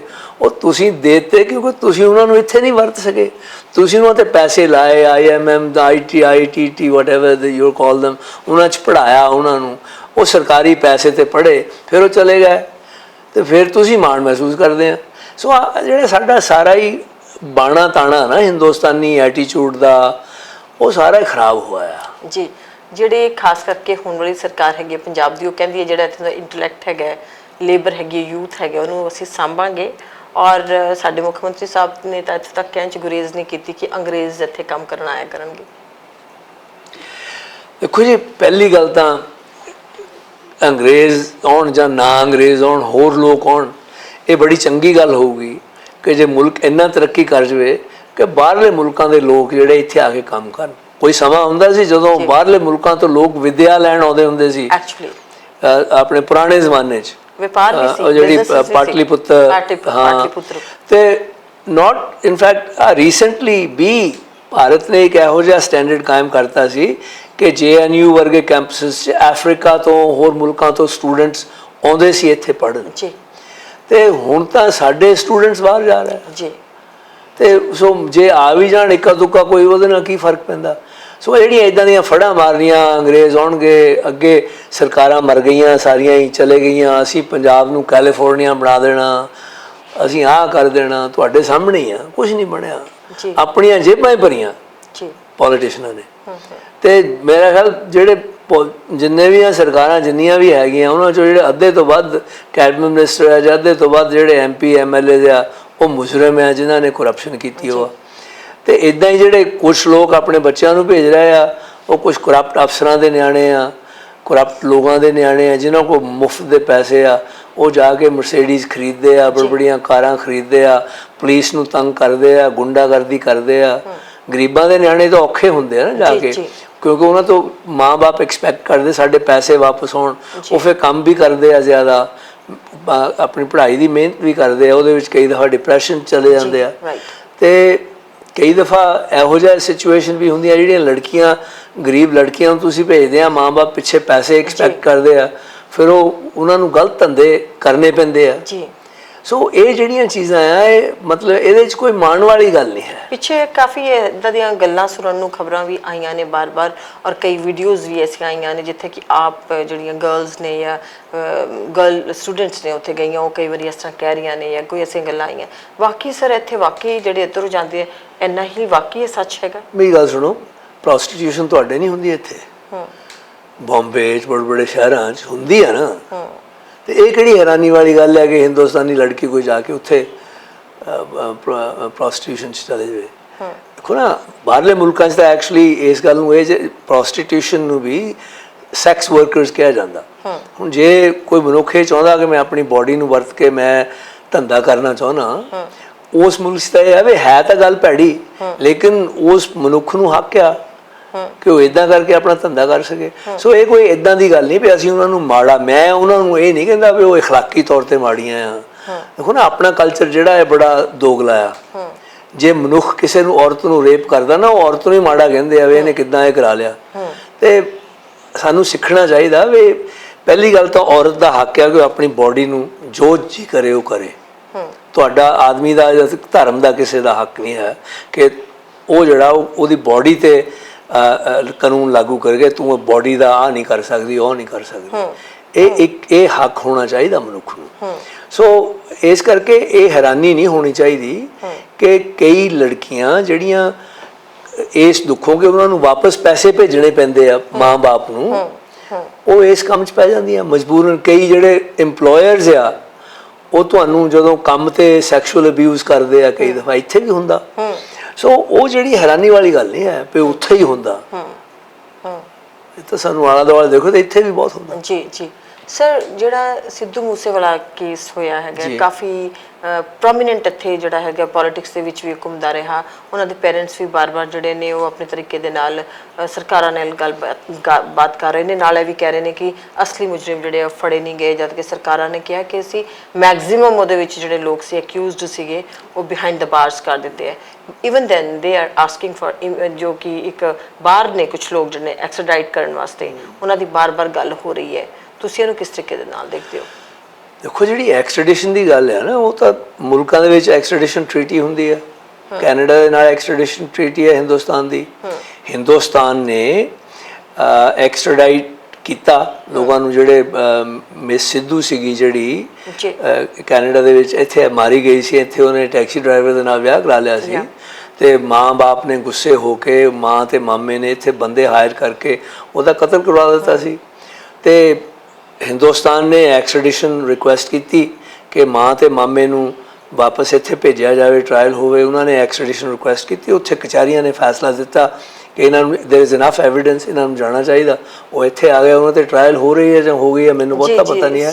ਸੋ ਇੱਦਾਂ ਹੀ ਜੇ ਇਹ ਐਵੀਡੈਂਸ ਹੈ, ਹਿੰਦੁਸਤਾਨ ਦੀ ਸਰਕਾਰ ਇਹਨੂੰ ਇਕੱਠਾ ਕਰੇ, ਇਕੱਠਾ ਕਰਕੇ ਐਕਸਟ੍ਰੈਡੀਸ਼ਨ ਰਿਕੁਐਸਟ ਕਰੇ ਕੈਨੇਡਾ ਨੂੰ, ਤੇ ਕੈਨੇਡਾ ਦੀ ਸਰਕਾਰ ਜਿਹੜੀ ਉਹ ਕਰੂਗੀ। ਇਹਦੇ ਵਿੱਚ ਕੈਨੇਡਾ ਦਾ ਕਸੂਰ ਨਹੀਂ ਕਿ ਜਿਹੜੇ ਹਿੰਦੁਸਤਾਨ ਦੇ ਗੁੰਡੇ ਆ ਉਹ ਸ਼ਾਂਤਮਈ ਤਰੀਕੇ ਨਾਲ ਉੱਥੇ ਬੈਠੇ ਆ। ਜੀ ਜੀ ਜੀ ਜੀ ਸਰ, ਪੋਲਿਟਿਕਸ ਸ਼ਬਦ ਬੜਾ ਡਿਫਿਕਲਟ ਲੱਗਦਾ ਹੈ, ਡਿਫਰੈਂਟ ਲੱਗਦਾ ਹੈ ਜੇ ਇੱਧਰ ਬੈਠ ਕੇ ਦੇਖੀਏ, ਕਿਉਂਕਿ ਪੋਲਿਟਿਕਸ ਦਾ ਨਾਮ ਲੈਂਦੀ ਇੱਦਾਂ ਲੱਗਦਾ ਕਰਪਸ਼ਨ ਦਿਖਣੀ ਸ਼ੁਰੂ ਹੋ ਜਾਂਦੀ ਹੈ। ਹਿੰਦੁਸਤਾਨ ਦੇ ਵਿੱਚ ਖਾਸ ਕਰਕੇ ਗੱਲ ਕਰੀਏ, ਇੱਦਾਂ ਲੱਗਣਾ ਸ਼ੁਰੂ ਹੋ ਜਾਂਦਾ ਕਿ ਥੋੜ੍ਹੇ ਹਾਈ ਆਈਬਰੋਜ਼ਡ ਹੋ ਜਾਂਦੇ ਆ ਸਾਰੇ ਲੋਕ, ਔਰ ਬਹੁਤ ਸਾਰੀ ਸਿਕਿਉਰਿਟੀ ਸਭ ਬਾਅਦ ਪਿੱਛੇ ਉਹਨਾਂ ਦੇ ਦੇਖਣਾ ਸ਼ੁਰੂ ਹੋ ਜਾਂਦੀ ਹੈ। ਸੜਕਾਂ ਜਾਮ ਹੁੰਦੀਆਂ ਜਦੋਂ ਕੋਈ ਚੀਫ ਮਿਨਿਸਟਰ, ਸਿੰਪਲ ਇੱਕ MLA ਜਾਂ ਇੱਕ ਫਿਰ MP ਵੀ ਨਿਕਲਦਾ ਸੜਕਾਂ ਤੋਂ, ਤੇ ਕਈ ਵਾਰੀ ਐਮਰਜੈਂਸੀ ਸਰਵਿਸਿਜ਼ ਵੀ ਉੱਥੇ ਹਾਲਟ ਹੋ ਜਾਂਦੀਆਂ। ਜੇ ਆਪਾਂ ਗੱਲ ਕਰੀਏ ਇਵਨ ਵੀ if you talk about ambulances, ਕੋਈ ਅਰਜੈਂਸੀ ਵਿੱਚ ਕਿਸੇ ਨੇ ਹਸਪੀਟਲ ਪਹੁੰਚਣਾ ਹੈ, ਉਹ ਵੀ ਕਾਫੀ ਸਾਰੇ ਇਹਦੇ ਵਿੱਚ ਗੱਲਾਂ ਆਉਂਦੀਆਂ। ਤੁਸੀਂ ਕਿਵੇਂ ਦੇਖਦੇ ਹੋ ਉੱਧਰ ਕਿਵੇਂ ਹੈ, ਔਰ ਇੱਥੇ ਪੋਲੀਟਿਕਸ ਵਰਡ ਤੁਸੀਂ ਕਿਵੇਂ ਦੇਖਦੇ ਹੋ? ਦੇਖੋ ਜੀ, ਪੋਲੀਟਿਕਸ ਜਿਹੜੀ ਹਿੰਦੁਸਤਾਨ ਦੇ ਵਿੱਚ ਅੱਜ ਹਾਲਤ ਹੈ ਪੋਲੀਟੀਸ਼ੀਅਨਾਂ ਦੀ, ਤਾਂ ਪੋਲਿਟਿਕਸ ਤਾਂ ਸਵੇਅਰ ਵਰਡ ਬਣ ਚੁੱਕਾ ਇੱਕ ਕਿਸਮ ਦਾ। ਦੇਖੋ ਨਾ ਜਿਹੜੀ ਪੋਲੀਟੀਸ਼ੀਅਨਾਂ ਦੀ ਹਾਲਤ ਹੈ, ਜਿਹੜੀ ਤੁਸੀਂ ਗੱਲ ਕਰਦੇ ਆ ਸਿਕਿਉਰਿਟੀ ਵਗੈਰਾ ਦੀ, ਹਿੰਦੁਸਤਾਨ ਦੇ ਵਿੱਚ ਮੇਰੀ ਨਜ਼ਰ 'ਚ 2 ਜਾਂ 3 ਪੋਲੀਟੀਸ਼ੀਅਨ ਜਿਹੜੇ ਆ ਉਹ ਪੰਜਾਬ ਦੇ ਖਾਸ ਕਰਕੇ ਮਾਰੇ ਗਏ ਆ ਜੀ, ਰਾਈਟ। ਇੱਕ ਪ੍ਰਤਾਪ ਸਿੰਘ ਕੈਰੋਂ ਤੇ ਇੱਕ ਬੇਅੰਤ ਸਿੰਘ, ਤੇ ਹੋਰ ਤਾਂ ਕੋਈ ਮੈਨੂੰ ਇਸ ਵੇਲੇ ਮੇਰੇ ਨਜ਼ਰ 'ਚ ਨਹੀਂ ਆ ਰਿਹਾ ਜਿਹੜਾ ਪੋਲੀਟੀਸ਼ੀਅਨ ਜਿਹੜਾ ਆ ਮਾਰਿਆ ਗਿਆ ਹੋਵੇ। ਇੱਕ ਆਪਣੇ ਇੱਥੇ ਹੁੰਦੇ ਸੀਗੇ, ਕੀ ਨਾਂ ਆ ਉਹਨਾਂ ਦਾ, ਜਿਹੜੇ ਤਿਵਾੜੀ ਇੱਥੇ ਆਪਣੇ ਜਿਹੜਾ ਤਿਵਾੜੀ MP ਹੈ ਉਹਨਾਂ ਦੇ ਫਾਦਰ ਹੁੰਦੇ ਸੀ, ਉਹਨਾਂ ਨੂੰ ਮਾਰਿਆ ਗਿਆ ਸੀ। ਸੋ ਮੈਂ ਇਹ ਸਮਝਦਾ ਵੀ ਪੰਜਾਬ ਰਿਲੇਟਿਵਲੀ ਸਪੀਕਿੰਗ ਪੰਜਾਬ 'ਚ ਕੋਈ ਵੱਧ ਬਾਕੀਆਂ ਨਾਲੋਂ ਵਾਇਲੈਂਸ ਨਹੀਂ ਪੋਲੀਟੀਸ਼ੀਅਨਾਂ ਦੇ ਖਿਲਾਫ। ਤੇ ਜਿਹੜੇ ਐਵੇਂ 300 ਪੁਲਿਸ ਆਫੀਸਰ ਨਾਲ 50 ਆਫੀਸਰ, ਕੋਈ ਕਹਿੰਦਾ ਮੈਨੂੰ 20 ਦਿਓ, 21 ਦਿਓ, 15 ਕਾਹਤੇ ਦਿੱਤੇ ਆ, ਇਹ ਐਵੇਂ ਵਾਧੂ ਗੱਲਾਂ ਆ। ਇਹਨਾਂ ਨੂੰ ਕੀ ਖਤਰਾ ਆ? ਇਹਨੇ ਕੰਮ ਕੀ ਕੀਤਾ ਵੀ ਇਹਨਾਂ ਨੂੰ ਖਤਰਾ ਆ? ਇਹਨੇ ਕੋਈ ਬਿਆਨ ਦਿੱਤਾ ਮੁਲਕ ਦੇ ਭਲੇ ਲਈ? ਇਹਨੇ ਕੋਈ ਸੂਬੇ ਦੇ ਭਲੇ ਲਈ ਬਿਆਨ ਦਿੱਤਾ? ਇਹਨੇ ਕੋਈ ਸੂਬੇ ਦੇ ਭਲੇ ਲਈ ਸਟੈਂਡ ਲਿਆ? ਇਹਨੇ ਕਰਪਸ਼ਨ ਦੇ ਖਿਲਾਫ ਕੋਈ ਸਟੈਂਡ ਲਿਆ? ਇਹਨੇ ਚੋਰਾਂ ਦੇ ਖਿਲਾਫ ਕੋਈ ਸਟੈਂਡ ਲਿਆ? ਇਹਨਾਂ ਨੂੰ ਡਰ ਕਾਹਦਾ? ਇਹਦਾ ਐਵੇਂ ਟੌਰ ਆ ਕਿ ਲੋਕਾਂ ਦੇ ਵਿੱਚ ਤੁਸੀਂ ਟੌਰ, ਪਹਿਲਾਂ ਤਾਂ ਤੁਸੀਂ ਜਾ ਕੇ ਮਿੰਨਤਾਂ ਕਰਕੇ ਵੋਟਾਂ ਮੰਗਦੇ ਆ, ਫਿਰ ਕਹਿੰਦੇ ਆ ਮੈਨੂੰ 25 ਪੁਲਿਸ ਆਫੀਸਰ ਦੇ ਤਾਂ ਕੋਈ ਲੋਕ ਮੈਨੂੰ ਆ ਕੇ ਮਿਲ ਨਾ ਸਕਣ। That is such horrible. I mean, politics has degenerated into, I mean, I would say even prostitution is more honorable than the kind of politics sometimes I see in Punjab. ਸਾਡੇ ਇੱਕ ਸੀਨੀਅਰ ਵੀ ਨੇ ਤੇ ਦੋਸਤ ਵੀ ਨੇ, ਪੱਤਰਕਾਰ, ਉਹਨਾਂ ਨੇ, journalist ਨੇ ਜਲੰਧਰ ਤੋਂ, ਤੁਹਾਡੇ ਵੀ ਬਹੁਤ ਨੇੜੇ ਨੇ। ਉਹਨਾਂ ਨੇ ਦੱਸਿਆ ਕਿ ਤੁਸੀਂ ਜਦੋਂ ਉਹਨਾਂ ਦੀ ਖਾਤਰਦਾਰੀ ਕੀਤੀ, ਉਹ ਤੁਹਾਡੇ ਕੋਲ ਆਏ ਸੀ ਉੱਥੇ, ਤਾਂ ਤੁਸੀਂ ਬੈਠੀ ਵੇਲੇ ਉਹਨਾਂ ਲਈ ਪਕੌੜੇ ਤਲ ਰਹੇ ਸੀ। ਐਕਸ CM ਬ੍ਰਿਟਿਸ਼ ਕੋਲੰਬੀਆ, ਉਸ ਟਾਈਮ ਕਿਸ ਪੋਜੀਸ਼ਨ ਤੇ ਤੁਸੀਂ ਬ੍ਰਿਟਿਸ਼ ਕੋਲੰਬੀਆ ਦੇ ਉਸ ਟਾਈਮ ਸੀਗੇ, ਪ੍ਰੀਮੀਅਰ ਸੀਗੇ? ਅਟਾਰਨੀ ਜਨਰਲ ਹੋਊਗਾ ਜਾਂ ਪ੍ਰੀਮੀਅਰ ਹੋਣਾ, ਮੈਨੂੰ ਯਾਦ ਨਹੀਂ ਐਗਜ਼ੈਕਟ। ਪਕੌੜੇ ਤਲ ਰਹੇ ਸੀ ਤੁਸੀਂ? ਇਹ ਕੋਈ ਨਵੀਂ ਗੱਲ ਨਹੀਂ। ਦੇਖੋ ਨਾ ਹੁਣ ਜਦੋਂ ਮੈਂ so good, sounds good. No, why not? Yeah. ਤੁਸੀਂ ਪ੍ਰੀਮੀਅਰ ਬਣ ਜਾਂਦੇ, ਤੁਸੀਂ ਹਵਾਨ ਥੋੜੋ, ਤੁਸੀਂ ਕੋਈ ਦੇਵਤੇ ਥੋੜੋ ਬਣ ਜਾਂਦੇ, ਰਾਜੇ ਥੋੜੋ ਬਣ ਜਾਂਦੇ ਆ। ਤੁਸੀਂ ਇਨਫੈਕਟ ਜ਼ਿਆਦਾ ਸਰਵੈਂਟ ਆ ਲੋਕਾਂ ਦੇ ਜੇ ਤੁਸੀਂ ਉਸ ਹੱਦ ਤੇ ਪਹੁੰਚਦੇ ਆ। ਤੁਸੀਂ ਆਪਣਾ ਕੰਮ ਕਿਉਂ ਨਹੀਂ ਕਰ ਸਕਦੇ? ਇਹ ਤਾਂ ਜ਼ਗੀਰਦਾਰੀ ਹੈ ਇੱਥੇ ਹਿੰਦੁਸਤਾਨ ਦੇ ਵਿੱਚ। ਤਾਂ ਇਹ ਆਪਣੇ ਆਪ ਨੂੰ ਲਾਰਡ ਸਮਝਦੇ ਆ ਤੇ ਆਪਣੇ ਹੱਥੀਂ ਕੰਮ ਕਰਨਾ ਉਹਨੂੰ ਬੇਇੱਜ਼ਤੀ ਸਮਝਦੇ ਆ, ਰੂਲਰ ਸਮਝ। ਪਰ ਇਹ ਉਸ ਚੀਜ਼ ਦੀ ਨਿਸ਼ਾਨੀ ਆ ਜਿਹੜੀ ਮੈਂ ਜਦੋਂ ਛੋਟਾ ਹੁੰਦਾ ਸੀ ਨਾ, ਮੈਂ ਦੇਖਦਾ ਹੁੰਦਾ ਸੀ ਫਿਊਡਲਿਜ਼ਮ ਤੇ ਇੱਕ ਕੰਪਲੈਕਸ ਸੀਗਾ ਸਾਡੇ ਦਿਮਾਗ ਦੇ ਵਿੱਚ ਵੀ ਹੱਥ ਨਾਲ ਕੰਮ ਕਰਨਾ ਬੜਾ ਭੈੜਾ। ਉਹ ਗਰੀਬ ਤੋਂ ਗਰੀਬ ਵਿਦਿਆਰਥੀ ਵੀ ਜਿਹੜੇ ਕਾਲਜ 'ਚ ਮੇਰੇ ਨਾਲ ਹੁੰਦੇ ਸੀ, ਜੇ ਉਹਨਾਂ ਨੇ ਕਦੇ ਕੰਮ ਕਰਦਾ ਦੇਖ ਲੈਣਾ ਨਾ, ਉਹਨੇ ਕਹਿਣਾ ਹਾਂ ਅੱਜ ਨੌਕਰ ਨਹੀਂ ਆਇਆ। ਨੌਕਰ ਕੀ ਆਉਣਾ? 2 ਤਾਂ ਤੁਹਾਡੇ ਕੋਲ ਖੇਤ ਆ, ਨੌਕਰ ਕਾਹਤੇ ਰੱਖਣਾ ਤੁਸੀਂ? ਸਾਡੇ ਫਾਦਰ ਨੇ ਤਾਂ ਬੜਾ ਕੁੱਟ-ਕੁੱਟ ਕੇ ਸਾਤੋਂ ਕੰਮ ਕਰਾਇਆ, ਕਣਕਾਂ ਵਢਾਈਆਂ, ਖੇਤ ਵਹਾਏ, ਹਲਟ ਚਲਾਏ, ਸਾਨੂੰ ਤਾਂ ਕੋਈ ਸ਼ਰਮਿੰਦਗੀ ਨਹੀਂ ਆਉਂਦੀ ਸੀ। ਸਮਝਦੇ ਮੇਰੀ ਗੱਲ? ਉਹ ਜਿਹੜੀ ਉਸ ਚੀਜ਼ ਦੀ ਐਕਸਟੈਂਸ਼ਨ ਆ ਉਹ ਇਹ ਆ ਵੀ ਜੇ ਕਿਸੇ ਬੰਦੇ ਕੋਲ 5-7 ਨੌਕਰ ਨਹੀਂ ਹੈ ਜਾਂ 10-15 ਪੁਲਿਸੀਏ ਨਹੀਂ ਹੈ, 2 ਕਾਰਾਂ ਨਹੀਂ ਹੈ, 6 ਡਰਾਈਵਰ ਨਹੀਂ ਹੈ, ਤਾਂ ਉਹ ਸਮਝਦੇ ਉਹਨਾਂ ਦਾ ਟੌਰ ਹੀ ਨਹੀਂ ਹੈ। And I think that's sad. I mean, ultimately ਜਿਹੜੇ ਇਹ ਲੋਕ ਆ ਨਾ, ਹੁਣ ਦੇਖੋ ਨਾ, ਆਪਾਂ ਸਦਾ ਹੀ ਸ਼ਾਸਤਰੀ ਦੀ ਉਹਦੀ ਲਿਆਕਤ ਦੀ ਤੇ ਉਹਦੀ ਜਿਹੜਾ ਕੰਮ ਸੀ ਉਹਦੀ ਅਸੀਂ ਤਾਰੀਫ ਕਰਦੇ ਹਾਂ ਜੀ ਕਿ ਉਹ ਬੜਾ ਸਾਦਾ ਆਦਮੀ ਸੀ। ਇੱਕ ਪਾਸੇ ਤਾਰੀਫ ਕਰਦੇ ਇਹੀ ਪੋਲੀਟੀਸ਼ੀਅਨ ਜਿਹੜੇ 20 ਲਈ ਫਿਰਦੇ ਆ ਆਪਣੀਆਂ ਜੀਪਸ ਨਾਲ ਪੁਲਿਸ ਦੀਆਂ, ਇੱਕ ਪਾਸੇ ਉਹਦੀ ਤਾਰੀਫ ਕਰਦੇ ਆ, ਇੱਕ ਪਾਸੇ 50 ਨੌਕਰ ਇਹਨਾਂ ਦਾ ਖਾਣਾ ਬਣਾਉਣ ਲਈ ਲੱਗੇ ਹੋ। ਦੇਖੋ ਨਾ, ਮੈਂ ਉਹਨਾਂ ਮੁਲਕਾਂ ਦੇ ਵਿੱਚ, ਪਹਿਲੀ ਗੱਲ ਤਾਂ ਜਿਹੜੀਆਂ ਇੱਥੋਂ ਦੀਆਂ ਸਰਕਾਰਾਂ ਆ, ਇਹਨਾਂ ਨੂੰ ਮੁੱਖ ਮੰਤਰੀਆਂ ਕੋਲੋਂ, ਮੰਤਰੀਆਂ ਕੋਲੋਂ, DCs ਕੋਲੋਂ, SPs ਕੋਲੋਂ ਘਰ ਲੈਣੇ ਚਾਹੀਦੇ, ਖੋਣੇ ਚਾਹੀਦੇ। ਉਹਨਾਂ ਨੂੰ ਭੱਤਾ ਦੇਣ, ਆਹ ਕਿਰਾਇਆ ਦਾ ਭੱਤਾ ਤੁਹਾਡਾ ਹਰ ਮਹੀਨੇ ਦਾ, ਆਹ ਤੁਹਾਡੀ ਤਨਖਾਹ ਹੈ, ਜਿੱਥੇ ਮਰਜ਼ੀ ਰਹੋ। ਪਹਿਲੀ ਗੱਲ ਤਾਂ ਇਹ ਕਰਨਾ। ਸਾਰੇ ਹਿੰਦੁਸਤਾਨ 'ਚ ਕੋਈ ਘਰ ਨਹੀਂ ਚਾਹੀਦਾ ਸਿਵਾਏ ਇੱਕ ਜਿਹੜਾ ਤੁਹਾਡਾ ਗਵਰਨਰ ਹੈ ਉਹਦੀ ਰੈਜ਼ੀਡੈਂਸ ਚਾਹੀਦੀ ਹੈ, ਜਾਂ ਤੁਹਾਡਾ ਪ੍ਰੈਜ਼ੀਡੈਂਟ ਉਹਦੀ ਰੈਜ਼ੀਡੈਂਸ ਚਾਹੀਦੀ ਹੈ, ਤੇ ਜਾਂ ਜਿਹੜਾ ਪ੍ਰਾਈਮ ਮਿਨਿਸਟਰ ਉਹਦੀ ਪਰਮਾਨੈਂਟ ਰੈਜ਼ੀਡੈਂਸ ਚਾਹੀਦੀ ਹੈ ਵੀ ਜਦੋਂ ਪ੍ਰਾਈਮ ਮਿਨਿਸਟਰ ਉੱਥੋਂ ਨਿਕਲੇ ਨਾ, ਦੂਜਾ ਪ੍ਰਾਈਮ ਮਿਨਿਸਟਰ ਉੱਥੇ ਆਵੇ। ਹੁਣ ਸਾਡੇ ਮੁਲਕ 'ਚ ਉੱਥੇ ਕੈਨੇਡਾ 'ਚ ਇੱਕ ਪ੍ਰਾਈਮ ਮਿਨਿਸਟਰ ਦੀ ਰੈਜ਼ੀਡੈਂਸ ਆ, ਇੱਕ ਆਪੋਜੀਸ਼ਨ ਲੀਡਰ ਦਾ ਘਰ ਆ। ਜਦੋਂ ਉਹ ਚੇਂਜ ਹੋ ਜਾਂਦੇ ਆ, ਉਹ ਨਿਕਲ ਜਾਂਦੇ ਉਹਨਾਂ ਘਰਾਂ 'ਚੋਂ, ਦੂਜੇ ਬੰਦੇ ਆ ਜਾਂਦੇ ਆ। ਤੇ ਇੱਕ ਗਵਰਨਰ ਜਨਰਲ ਦਾ ਘਰ ਆ, ਉੱਥੇ ਜਿਹੜਾ ਵੀ ਗਵਰਨਰ ਜਿਹੜਾ ਆਉਂਦਾ ਉੱਥੇ ਹੀ ਜਾਂਦਾ। ਜਦੋਂ ਇਹ ਸਿਆਸਤ ਤੋਂ ਰਿਟਾਇਰ ਹੁੰਦੇ ਇਹਨਾਂ ਨੂੰ ਕੋਈ ਘਰ ਨਹੀਂ ਦਿੰਦਾ, ਆਪਣੇ ਆਪਣੇ ਘਰ ਹੀ ਜਾਓ। ਸਾਡੇ ਸਾਰੇ ਸੂਬੇ ਦੇ ਵਿੱਚ, ਜਦੋਂ ਮੈਂ ਮੁੱਖ ਮੰਤਰੀ ਸੀ, ਹੁਣ ਵੀ ਸਾਡੇ ਸਾਰੇ ਸੂਬੇ ਦੇ ਵਿੱਚ ਇੱਕ ਰੈਜ਼ੀਡੈਂਸ ਆ ਅਫੀਸ਼ੀਅਲ, ਉਹ ਹੈਗੀ ਆ ਲੈਫਟੀਨੈਂਟ ਗਵਰਨਰ ਦੀ। Okay, even CM has no? Absolutely not. Why should you? ਤੁਸੀਂ ਇਹਨਾਂ ਨੂੰ ਘਰ ਦੇਣ ਲਈ ਇਹਨਾਂ ਨੂੰ ਤੁਸੀਂ ਇਲੈਕਟ ਕਰਦੇ ਆ, ਤੁਸੀਂ ਇਹਨਾਂ ਨੂੰ ਇਲੈਕਟ ਕਰਦੇ ਕਿ ਤੁਹਾਡੀ ਸੇਵਾ ਕਰਨ, ਨਾ ਕਿ ਇਹਨਾਂ ਨੂੰ ਤੁਸੀਂ 50 ਨੌਕਰ ਰੱਖ ਕੇ ਦਿਓ। ਸਾਡੇ ਮੁਲਕ 'ਚ ਨਾ ਪ੍ਰਾਈਮ ਮਿਨਿਸਟਰ ਕੋਲ ਕੁੱਕ ਜ਼ਰੂਰ ਹੈਗਾ ਕਿ ਉਹਨਾਂ ਦੀ ਰੈਜ਼ੀਡੈਂਸ ਉੱਥੇ ਹੁੰਦੀ ਹੈ ਅਤੇ ਨਾਲ ਕੁੱਕ ਆ, ਲੇਕਿਨ ਕਿਸੇ ਪ੍ਰੀਮੀਅਰ ਕੋਲ ਕੋਈ ਕੁੱਕ ਨਹੀਂ, ਕਿਸੇ ਪ੍ਰੀਮੀਅਰ ਕੋਲ ਕੋਈ ਨੌਕਰ ਨਹੀਂ, ਕਿਸੇ ਪ੍ਰੀਮੀਅਰ ਕੋਲ ਕੋਈ ਘਰ ਨਹੀਂ ਹੈ। ਜਦੋਂ ਮੈਂ ਪ੍ਰੀਮੀਅਰ ਸੀ ਕੋਈ ਡਰਾਈਵਰ ਨਹੀਂ ਸੀ, ਜਦੋਂ ਮੈਂ ਅਟਰਨੀ ਜਨਰਲ ਸੀ ਕੋਈ ਡਰਾਈਵਰ ਨਹੀਂ ਸੀ, ਜਦੋਂ ਮੈਂ ਹੈਲਥ ਮਿਨਿਸਟਰ ਸੀ ਤਾਂ ਆਟੋਆ ਦੇ ਵਿੱਚ ਵੀਕ ਡੇਜ਼ ਜਦੋਂ ਪਾਰਲੀਮੈਂਟ ਬਹਿੰਦੀ ਹੁੰਦੀ ਸੀ ਜਾਂ ਜਦੋਂ ਉੱਥੇ ਬੰਦਾ ਕੰਮ ਕਰਨ ਜਾਂਦਾ ਸੀ, ਉਦੋਂ ਇੱਕ ਡਰਾਈਵਰ ਤੁਹਾਨੂੰ ਦਿੰਦੇ ਸੀ ਅਤੇ ਕਾਰ ਦਿੰਦੇ ਸੀ। ਉਹ ਇਸ ਕਰਕੇ ਕਿ ਕਈ ਦਫਾ ਮੀਟਿੰਗ ਜਿਹੜੀ ਹੈ ਇੱਕ ਬਿਲਡਿੰਗ ਤੋਂ ਦੂਜੀ ਬਿਲਡਿੰਗ 'ਚ ਜਾਣਾ, ਤੁਰ ਕੇ ਜਾਓ ਤਾਂ 20 ਮਿੰਟ ਲੱਗਣੇ ਆ, ਉਹ ਮੀਟਿੰਗਾਂ ਹੁੰਦੀਆਂ ਵਨ ਆਫਟਰ ਦੀ ਅਦਰ, ਉਹ ਡਰਾਈਵਰ ਖੜਾ ਹੋ ਤੁਹਾਨੂੰ ਇੱਕਦਮ ਇੱਕ ਤੋਂ ਦੂਜੀ ਜਗ੍ਹਾ ਲੈ ਜਾਂਦਾ। ਲੇਕਿਨ ਤੁਸੀਂ ਉਹਨੂੰ ਪ੍ਰਾਈਵੇਟ ਕੰਮ ਲਈ ਨਹੀਂ ਵਰਤ ਸਕਦੇ ਡਰਾਈਵਰ ਨੂੰ। ਸੋ ਮਤਲਬ ਇਹ ਜਿਹੜੀ ਚੀਜ਼ ਹੈ ਨਾ, ਇਹ ਸਟੈਂਡਰਡਸ ਜਿਹੜੇ ਆ ਮੈਂ ਨਹਿਰੂ ਹੁਣੀ ਸਮਝਦੇ ਸੀ, ਗਾਂਧੀ ਸਮਝਦਾ ਸੀ, ਬਾਹਰਲੇ ਮੁਲਕਾਂ 'ਚ ਰਹਿ ਕੇ ਆਏ ਸੀ, ਸ਼ਾਸਤਰੀ ਇੱਥੇ ਹੁੰਦਾ ਹੀ ਸਮਝਦਾ ਸੀ।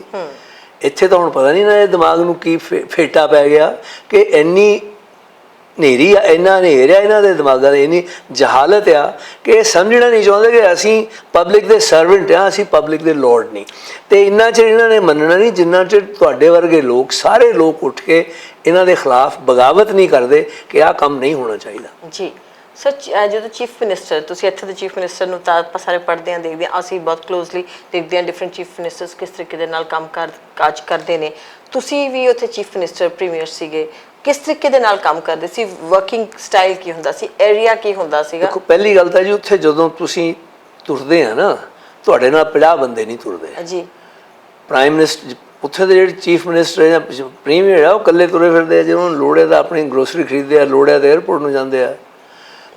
ਤਾਂ ਉੱਥੇ ਹੁਣ ਜਿਹੜਾ ਪ੍ਰਾਈਮ ਮਿਨਿਸਟਰ ਹੈ ਉਹਨੂੰ ਹੁਣ ਉਹਨਾਂ ਨੇ ਸਿਕਿਉਰਿਟੀ ਥੋੜ੍ਹੀ ਜਿਹੀ ਦੇਣੀ ਸ਼ੁਰੂ ਕੀਤੀ ਆ, ਕਿਉਂਕਿ ਆ ਟੈਰਰਿਜ਼ਮ ਕਰਕੇ, ਵਾਇਲੈਂਸ ਕਰਕੇ। ਨਹੀਂ ਤਾਂ ਜਦੋਂ ਮੈਂ ਛੋਟਾ ਜਿਹਾ ਉੱਥੇ ਛੋਟੀ ਉਮਰ 'ਚ ਗਿਆ ਅਤੇ ਮੈਂ 1972-73 ਦੀ ਗੱਲ ਹੈ, ਉਦੋਂ ਬੜਾ ਟਰੂਡੋ, ਜਿਹੜਾ ਓਲਡ ਟਰੂਡੋ ਪ੍ਰਾਈਮ ਮਿਨਿਸਟਰ ਹੁੰਦਾ ਸੀ। ਮੈਂ ਇੱਕ ਦਿਨ ਏਅਰਪੋਰਟ 'ਤੇ ਕਿਸੇ ਨੂੰ ਛੱਡਣ ਗਿਆ, ਵੈਨਕੂਵਰ ਏਅਰਪੋਰਟ 'ਤੇ, ਮੈਂ ਉੱਥੇ ਘੁੰਮਦਾ ਸੀ ਤਾਂ ਮੈਂ ਦੇਖਿਆ ਦੂਰੋਂ ਇੱਕ ਬੰਦਾ ਆ ਰਿਹਾ, ਤਾਂ ਮਧਰਾ ਜਿਹਾ ਬੰਦਾ ਮੇਰੇ ਕੱਦ ਦਾ ਹੀ, ਅਤੇ ਉਹਦੇ ਓਵਰਕੋਟ ਪਾਇਆ, ਇੱਕ ਪਾਸੇ ਬਰੀਫਕੇਸ ਟੰਗਿਆ, ਇੱਕ ਪਾਸੇ ਇੱਦਾਂ ਸੂਟਕੇਸ ਜਿਹਾ ਫੜਿਆ, ਤਾਂ ਮਾੜੀ ਜਿਹੀ ਹੈਟ ਜਿਹੀ ਲਈ ਆ, ਤਾਂ ਉਹ ਤੁਰਿਆ ਆ ਰਿਹਾ। And that was prime minister Trudeau. ਉਹਦੇ ਨਾਲ ਕੋਈ ਨਹੀਂ, ਉਹ ਇੱਕ ਕਮਰਸ਼ੀਅਲ ਫਲਾਈਟ ਤੋਂ ਦੂਜੀ ਕਮਰਸ਼ੀਅਲ ਫਲਾਈਟ 'ਤੇ ਟਰਾਂਸਫਰ ਹੋ ਰਿਹਾ ਸੀਗਾ। ਵਾਟ ਏ ਬਿਊਟੀ ਐਕਚੁਅਲੀ। ਤੁਸੀਂ ਤਾਂ ਗੰਦ ਪਾਇਆ ਇੱਥੇ ਪੋਲੀਟੀਸ਼ੀਅਨਾਂ ਨੇ, ਮੁਲਕ ਨੂੰ ਹੀ ਸਾਰੇ ਨੂੰ ਗੰਦਾ ਕਰ ਦਿੱਤਾ।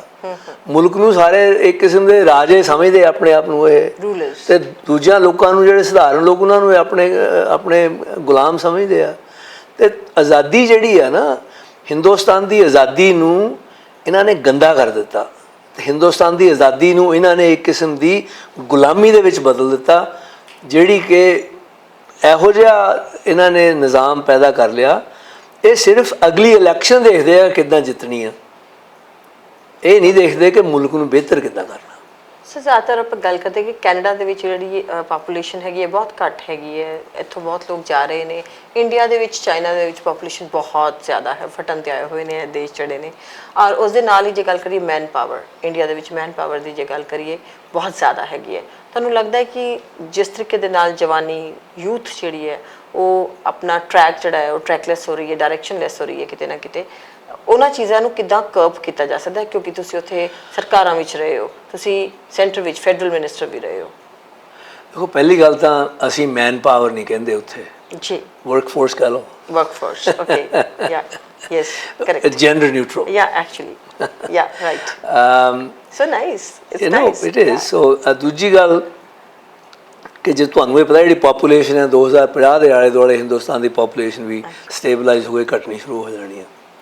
ਅਤੇ ਉਹ ਜਿਹੜਾ ਹਿਊਮਨ ਕੈਪੀਟਲ ਆ, ਸਾਰੀ ਜਿਹੜੀ ਲੇਬਰ ਫੋਰਸ ਹੈ ਉਹਨੂੰ ਅਸੀਂ ਹਿਊਮਨ ਕੈਪੀਟਲ ਕਹਿੰਦੇ ਹਾਂ। ਜਿਹੜਾ ਹਿਊਮਨ ਕੈਪੀਟਲ ਆ ਉਹ ਅੱਜ ਹਿੰਦੁਸਤਾਨ ਤੋਂ ਬਾਹਰ ਜਾ ਰਿਹਾ, ਕਿਉਂਕਿ ਅਸੀਂ ਉਹਨੂੰ ਅਬਜ਼ੋਰਬ ਨਹੀਂ ਕਰ ਰਹੇ, ਅਸੀਂ ਇੰਡਸਟਰੀ ਨਹੀਂ ਲਾ ਰਹੇ, ਅਸੀਂ ਜੌਬਸ ਨਹੀਂ ਕ੍ਰੀਏਟ ਕਰ ਰਹੇ, ਅਤੇ ਇਸ ਕਰਕੇ ਉਹ ਬਾਹਰ ਜਾ ਰਿਹਾ। ਅਤੇ ਇੱਦਾਂ ਹੀ ਯੂਰਪ ਦੇ ਵਿੱਚ ਅੱਜ ਲੋਕਾਂ ਦੀ ਲੋੜ ਹੈ, ਕਿਉਂਕਿ ਉੱਥੇ ਪਾਪੂਲੇਸ਼ਨ ਬਹੁਤ ਘੱਟ ਰਹੀ ਆ, ਕੈਨੇਡਾ 'ਚ ਘੱਟ ਰਹੀ ਆ, ਅਤੇ ਉਹਨਾਂ ਨੂੰ ਲੋੜ ਆ, ਅਸੀਂ ਜਾ ਰਹੇ ਹਾਂ। ਅਤੇ ਆਉਣ ਵਾਲੇ ਸਮੇਂ ਦੇ ਵਿੱਚ ਹਿੰਦੁਸਤਾਨ ਨੂੰ ਵੀ ਲੋੜ ਪੈ ਜਾਣੀ ਜਦੋਂ ਇਹਨਾਂ ਦੀ ਪਾਪੂਲੇਸ਼ਨ ਸਟੇਬਲ ਹੋ ਜਾਣੀ। ਸੋ ਵਰਕ ਫੋਰਸ ਜਿਹੜੀ ਹੈ ਨਾ, ਉਹ ਹੁਣ ਇੱਦਾਂ ਦੀ ਮੋਬਾਈਲ ਹੋ ਜਾਣੀ ਆ ਕਿ ਆਉਣ ਵਾਲੇ 50 ਸਾਲ ਜਾਂ 100 ਸਾਲ 'ਚ ਸਾਰੇ ਲੋਕਾਂ ਦਾ ਰੰਗ ਤਕਰੀਬਨ ਇੱਕੋ ਹੀ ਹੋ ਜਾਣਾ। ਦੇਖੋ ਨਾ, ਇੰਟਰ ਮੈਰਿਜਸ ਹੋਣਗੇ, ਲੋਕ ਆਉਣਗੇ, ਲੋਕ ਜਾਣਗੇ, ਤੇ ਉਹ ਸਾਰੇ ਸਮਾਜ ਜਿਹੜੇ ਆ ਹੋਪਫੁਲੀ ਇੱਕੋ ਜਿਹੇ ਹੋ ਜਾਣੇ, ਰੇਸਿਜ਼ਮ ਸ਼ਾਇਦ ਖਤਮ ਇੱਦਾਂ ਹੀ ਹੋਣਾ। ਤੇ ਲੇਕਿਨ ਜਿਹੜੀ ਪਲੈਨਿੰਗ ਕਰਨੀ ਉਹਦੇ ਲਈ, ਉਹ ਤਾਂ ਤੁਸੀਂ ਤਾਂ ਕਰ ਸਕਦੇ ਆ। ਇਹ ਤੁਹਾਡੀਆਂ ਸਰਕਾਰਾਂ ਜਿਹੜੀਆਂ ਆ ਉਹ ਸਿਰਫ ਇਹੀ ਨਾ ਸੋਚਣ ਪਹਿਲੇ ਦਿਨ ਤੋਂ ਇਲੈਕਸ਼ਨ 'ਤੇ ਅੱਜ ਜਿੱਤ ਲਈ ਆ, ਹੁਣ ਅਗਲੀ ਜਿੱਤਣ ਲਈ ਕਰਪਸ਼ਨ ਕਿੰਨੀ ਕਰਨੀ, ਪੈਸੇ ਕਿੱਦਾਂ ਕਮਾਉਣੇ ਆ, ਵੀ 4 ਸਾਲ ਰਾਜ ਕਰਕੇ ਅਗਲੀ ਇਲੈਕਸ਼ਨ ਕਿੱਦਾਂ ਜਿੱਤਣੀ ਆ। ਉਹਦੇ ਲਈ ਜਿਹੜੀ ਪਲੈਨਿੰਗ ਆ ਨਾ ਉਹ ਇੱਦਾਂ ਨਹੀਂ ਹੋਣੀ। ਉਹ ਪਲੈਨਿੰਗ ਇੱਦਾਂ ਹੋਣੀ ਆ ਕਿ ਤੁਸੀਂ ਇਹੋ ਜਿਹੇ ਮਨੁੱਖਾਂ ਨੂੰ ਚੁਣੋ ਜਿਹੜੇ ਤੁਹਾਡੇ ਸਮਾਜ ਨੂੰ ਤਬਦੀਲ ਕਰਨ। ਜੀ, ਉਹ ਹੋ ਨਹੀਂ ਰਿਹਾ ਇੱਥੇ। ਸਰ, ਇੱਥੇ ਵਿਮਨ ਪੋਲਿਟਿਕਸ ਦੀ ਅਸੀਂ ਖਾਸ ਕਰਕੇ ਗੱਲ ਕਰਾਂਗੇ। ਤੁਸੀਂ ਤਾਂ ਕਹਿਤਾ ਕਿ ਮੈਨ ਫੋਰਸ ਨਾ ਕਹੋ, ਵਰਕ ਫੋਰਸ ਕਹੋ, ਬਹੁਤ ਅੱਛਾ, ਕਿਉਂਕਿ ਉੱਥੇ ਕਿਤੇ ਨਾ ਕਿਤੇ ਔਰਤਾਂ ਨੂੰ ਤੇ ਮਰਦਾਂ ਨੂੰ ਬਰਾਬਰ ਦੇ ਅਧਿਕਾਰ ਦਿੱਤੇ ਗਏ ਨੇ ਜਾਂ ਬਰਾਬਰ ਹੋ ਕੇ ਚੱਲ ਸਕਦੇ ਨੇ। ਸ਼ਾਇਦ ਔਰਤਾਂ ਦੀ ਬਹੁਤ ਰਿਸਪੈਕਟ ਸਗੋਂ ਜ਼ਿਆਦਾ ਉੱਥੇ ਕੀਤੀ ਜਾਂਦੀ ਹੈ, ਪਰ ਫਿਰ ਵੀ ਨਾ ਕਰਦੇ ਜੇ ਦੇਖਿਆ ਜਾਏ ਤਾਂ ਹਜੇ ਹਿੰਦੁਸਤਾਨ ਦੇ ਵਿੱਚ ਜਿਹੜਾ ਔਰਤਾਂ ਨੂੰ ਉਸ ਤਰੀਕੇ ਦੇ ਨਾਲ ਨਹੀਂ ਦੇਖਿਆ ਜਾਂਦਾ। ਤੁਹਾਡੇ ਜਿਹੜੇ ਬੈਟਰ ਹਾਫ ਨੇ ਉਹ ਵੀ ਔਰਤਾਂ 'ਤੇ ਕੰਮ ਕਰ ਰਹੇ ਹੈ, ਪਰ ਤੁਸੀਂ ਕਿਉਂਕਿ ਸਰਕਾਰਾਂ 'ਚ ਰਹੇ ਹੋ, ਔਰਤਾਂ ਨੂੰ ਲੈ ਕੇ ਜਿਹੜਾ ਹੈ ਇੱਥੇ ਦੇ ਹਾਲਾਤ ਅੱਜ ਵੀ ਫੀਮੇਲ ਫੀਟੀਸਾਈਡ ਜਿਹੜਾ ਹੈਗਾ ਇੱਥੇ ਬਹੁਤ ਜ਼ਿਆਦਾ ਹੈਗਾ, ਤੇ ਕਿਸ ਤਰ੍ਹਾਂ ਦੇਖਦੇ ਹੋ ਤੁਸੀਂ ਵੀ ਇਹ ਕਿਵੇਂ ਬੈਲੈਂਸ ਹੋ ਸਕਦਾ ਜਾਂ ਉੱਥੇ ਕਿਸ ਤਰ੍ਹਾਂ ਦਾ ਹੈਗਾ ਔਰਤਾਂ ਨੂੰ ਲੈ ਕੇ ਪ੍ਰਤੀ, ਜਿੱਦਾਂ ਸਜੈਸ਼ਨਸ ਕੀ ਨੇ ਤੁਹਾਡੀਆਂ? ਨਾ, ਮੇਰੀ ਦੇਖੋ, ਮੈਂ ਕੋਈ ਵਿਦਵਾਨ ਨਹੀਂ ਇਸ ਮਾਮਲੇ 'ਤੇ। ਫੀਮੇਲ ਫੀਟੀਸਾਈਡ ਜਿਹੜਾ ਆ ਉਹ ਹਿੰਦੁਸਤਾਨ 'ਚ ਕੋਡ ਆ, ਉਹ ਬਹੁਤ ਦੇਰ ਤੋਂ ਚੱਲਿਆ ਆ ਰਿਹਾ, ਕਿਉਂਕਿ ਔਰਤ ਦੀ ਜਿਹੜੀ ਕੀਮਤ ਆ ਉਹ ਮਰਦ ਦੇ ਬਰਾਬਰ ਨਹੀਂ। ਦੇਖੋ, ਪਹਿਲਾਂ ਤਾਂ ਜਿਹੜੇ ਛੋਟੀਆਂ ਜਾਤ, ਸੋ ਕਾਲ ਛੋਟੀਆਂ ਜਾਤਾਂ ਦੇ ਮਰਦ ਆ ਜਾਂ ਗਰੀਬ ਮਰਦ ਆ, ਉਹਨਾਂ ਦੀ ਕੀਮਤ ਬਾਕੀ ਮਰਦਾਂ ਜਿੰਨੀ ਨਹੀਂ ਹੈ। ਪਹਿਲਾਂ ਉਹ ਵੀ ਪ੍ਰੋਬਲਮ ਆ। ਫਿਰ ਜਿਹੜੇ ਮਰਦ ਆ, ਔਰਤਾਂ ਦੀ ਕੀਮਤ ਉਹਨਾਂ ਦੇ ਬਰਾਬਰ ਨਹੀਂ ਹੈ, ਉਹਨਾਂ ਦੀ ਵੈਲਿਊ ਜਿਹੜੀ ਹੈ ਸਮਾਜ ਦੇ ਵਿੱਚ। ਸੋ ਇਹ ਬਹੁਤ ਸਾਰੀਆਂ ਊਣਤਾਈਆਂ ਹੈ, ਇੱਕ ਊਣਤਾ ਹੀ ਨਹੀਂ ਹੈ ਸਮਾਜ ਦੇ ਵਿੱਚ। ਉਹ ਜਿਹੜੀ ਔਰਤਾਂ ਨੂੰ, ਦੇਖੋ, ਬਰਾਬਰਤਾ ਤਾਂ ਆਊਗੀ ਜੇ ਅਸੀਂ ਇਹ ਕਹਾਂਗੇ। ਇੱਕ ਤਾਂ ਦੇਖੋ, ਵੈਸੇ ਤਾਂ ਮੈਂ ਨੁਕਤਾਚੀਨੀ ਨਹੀਂ ਕਰਦਾ, ਲੇਕਿਨ ਬਹੁਤ ਸਾਰੇ ਲੋਕ, ਸਿੱਖੀਜ਼ਮ ਦੀ ਗੱਲ ਹੈ, ਬਹੁਤ ਸਾਰੇ ਲੋਕ ਬਾਬੇ ਨਾਨਕ ਦੇ ਇਸ ਵਾਕ ਨੂੰ ਕਹਿ ਕੇ ਹੀ ਤੁਹਾਡੀ ਬਰਾਬਰਤਾ ਕਰ ਦਿੰਦੇ ਆ। ਸੋ ਕਿਉਂ ਮੰਦਾ ਆਖੀਏ ਜਿੱਤ ਜੰਮੇ ਰਾਜਾਨ। ਜੀ ਜੀ, ਉਹ ਬਈ ਇਹਦਾ ਮਤਲਬ ਜਿਹੜੀ ਔਰਤ ਰਾਜੇ ਜੰਮਦੀ ਉਹੀ ਬਰਾਬਰ ਹੋਊਗੀ। ਔਰਤ ਨੂੰ ਬਰਾਬਰਤਾ ਇਸ ਕਰਕੇ ਦੇਣੀ ਚਾਹੀਦੀ ਹੈ ਵੀ ਉਹ ਰਾਜਾ ਨੂੰ ਜੰਮਦੀ ਹੈ। ਜੀ ਜੀ ਜੀ, ਤਾਂ ਮਤਲਬ ਉਸ ਵੇਲੇ ਉਹ ਠੀਕ ਸੀ ਉਹਨਾਂ ਦਾ ਕਹਿਣਾ, ਲੇਕਿਨ ਸਾਨੂੰ ਇਹ ਤੋਂ ਗਾਹਾਂ ਵਧਣਾ ਚਾਹੀਦਾ। ਤੇ ਔਰਤ ਨੂੰ ਬਰਾਬਰਤਾ ਇਸ ਕਰਕੇ ਦੇਣੀ ਚਾਹੀਦੀ ਆ ਕਿਉਂਕਿ ਅਸੀਂ ਇਹ ਕਹਿੰਦੇ ਆ ਕਿ ਸਾਰੇ ਹਿਊਮਨ ਬੀਇੰਗਸ ਜਿਹੜੇ ਆ ਉਹ ਬਰਾਬਰ ਆ। ਜੀ, ਜਦੋਂ ਅਸੀਂ ਸਾਰੇ ਹਿਊਮਨ ਬੀਇੰਗਸ ਬਰਾਬਰ ਕਹਿੰਦੇ ਆ ਤਾਂ ਫਿਰ ਔਰਤ ਉਹਨਾਂ 'ਚ ਹੀ ਆਉਂਦੀ ਹੈ ਨਾ, ਉਹ ਬਰਾਬਰ ਆ। ਔਰਤ ਦੇ ਮਨ ਦੀਆਂ ਖਾਸ਼ਾਂ ਆ, ਔਰਤ ਦੇ ਮਨ ਦੀਆਂ ਮੰਗਾਂ ਆ, ਔਰਤ ਦੇ ਟੀਚੇ ਆ, ਉਹ ਕਿਉਂ ਲੈਸ ਇੰਪੋਰਟੈਂਟ ਹੈ ਦੂਜੇ ਨਾਲੋਂ? ਉਹਦੇ ਲਈ ਜਦੋਜਹਿਦ ਕਰਨੀ ਪਊਗੀ। ਪੋਲਿਟਿਕਸ ਦੇ ਵਿੱਚ ਇਹ ਔਰਤਾਂ ਆਉਂਦੀਆਂ, ਕਿਸ ਤਰੀਕੇ ਦੇ ਨਾਲ ਜ਼ਿਆਦਾ ਸੁਧਾਰ ਹੋ ਸਕਦਾ? ਕਿਉਂਕਿ ਇੱਥੇ ਹੈ ਨੇ, ਇੱਥੇ ਸਰਪੰਚ ਵੀ ਬਣਦੀਆਂ ਨੇ, ਪਰ ਫਿਰ ਵੀ ਨਾ ਕਰਕੇ ਕਿਤੇ ਨਾ ਕਿਤੇ ਸਰਪੰਚ ਦੇ ਪਿੱਛੇ ਉਹ ਬਣ ਤਾਂ ਜਾਂਦੀ ਹੈ, ਪਰ ਗੱਲਬਾਤ ਕਰਨਾ, ਕੰਮਕਾਜ ਕਰਨਾ, ਉਹਦਾ ਪ੍ਰੋਫਾਈਲ ਸਾਹਮਣਾ ਸਾਰਾ ਮਰਦ ਉਹਦਾ ਹਸਬੈਂਡ ਉਹ ਪਤੀ ਕਰਦਾ। Well that's sad, that's because ਅਸੀਂ ਸਮਝਦੇ ਹਾਂ, ਉਹ ਔਰਤ ਵੀ ਸਮਝਦੀ ਹੈ ਜਿਹੜੀ ਬਣ ਜਾਂਦੀ ਹੈ ਵੀ ਮੈਂ ਬਾਹਰ ਜਾ ਕੇ ਲੋਕਾਂ 'ਚ ਗੱਲ ਕਰੂੰਗੀ, ਉਹ ਫਿਰ ਲੋਕ ਕੀ ਕਹਿਣਗੇ, ਫਿਰ ਉਹ ਪਤੀ ਜਿਹੜਾ ਮੋਹਰੇ ਹੋ ਜਾਂਦਾ। And that points to the inequality within the social structure. ਅਸੀਂ ਔਰਤ ਨੂੰ ਬਰਾਬਰ ਸਮਝਦੇ ਹੀ ਨਹੀਂ, ਅਸੀਂ ਐਵੇਂ ਗੱਲਾਂ ਹੀ ਕਰਦੇ ਹਾਂ। ਜਿਹੜਾ ਸਾਡਾ ਸਮਾਜ ਹੈ ਨਾ Hindustani, it is one of the most hypocritical societies in the world. ਅਸੀਂ ਗੱਲਾਂ ਦਮਗਜੇ ਬੜਬੜੇ ਮਾਰਦੇ ਹਾਂ, ਕੰਮ ਅਸੀਂ ਬਹੁਤ ਥੋੜ੍ਹੇ ਕਰਦੇ ਹਾਂ, ਬਰਾਬਰਤਾ ਦੀਆਂ ਗੱਲਾਂ ਕਰਦੇ ਹਾਂ, ਤੇ ਅਸੀਂ ਇਨਇਕੁਆਲਿਟੀ 'ਚ ਖੁੱਭੇ ਪਏ ਹਾਂ। ਕੋਈ ਜਾਤ ਦੀ ਲੈ ਲਓ, ਕਲਾਸ ਦੀ ਲੈ ਲਓ, ਜਮਾਤ ਦੀ ਲੈ ਲਓ, ਔਰਤ ਆਦਮੀ ਦੀ ਲੈ ਲਓ। ਸੋ ਅਲਟੀਮੇਟਲੀ ਤਾਂ ਇਹ ਸਾਨੂੰ ਇਨਕਲਾਬ ਜਿਹੜਾ ਲਿਆਉਣਾ ਪੈਣਾ। ਅਤੇ ਇਨਕਲਾਬ ਦੇਖੋ, ਭਾਈ ਲੜਕੇ ਨੇ ਹੁਣ ਆਪਾਂ ਜਦੋਂ ਗੱਲ ਕੀਤੀ ਉੱਥੇ ਸਵਾਲ ਪੁੱਛਿਆ ਸੀ ਕਿ ਜਿਹੜੇ ਲੋਕ ਹੈਗੇ ਆ ਉਹਨਾਂ ਨੂੰ ਤਕਲੀਫ ਹੁੰਦੀ ਆ, ਉਹ ਫਿਰ ਕਈ ਦਫਾ ਮਜਬੂਰਨ ਤੌਰ 'ਤੇ ਵੱਢੀਆਂ ਦਿੰਦੇ ਆ, ਕੰਮ ਕਰਾਉਂਦੇ ਆ, ਫਿਰ ਕੀ ਕਰਨ? ਉਹ ਰਾਈਟ ਲਾਚਾਰੀ 'ਚ ਹੁੰਦਾ ਨਾ, ਕੀ ਕਰਨ ਫਿਰ ਉਹ?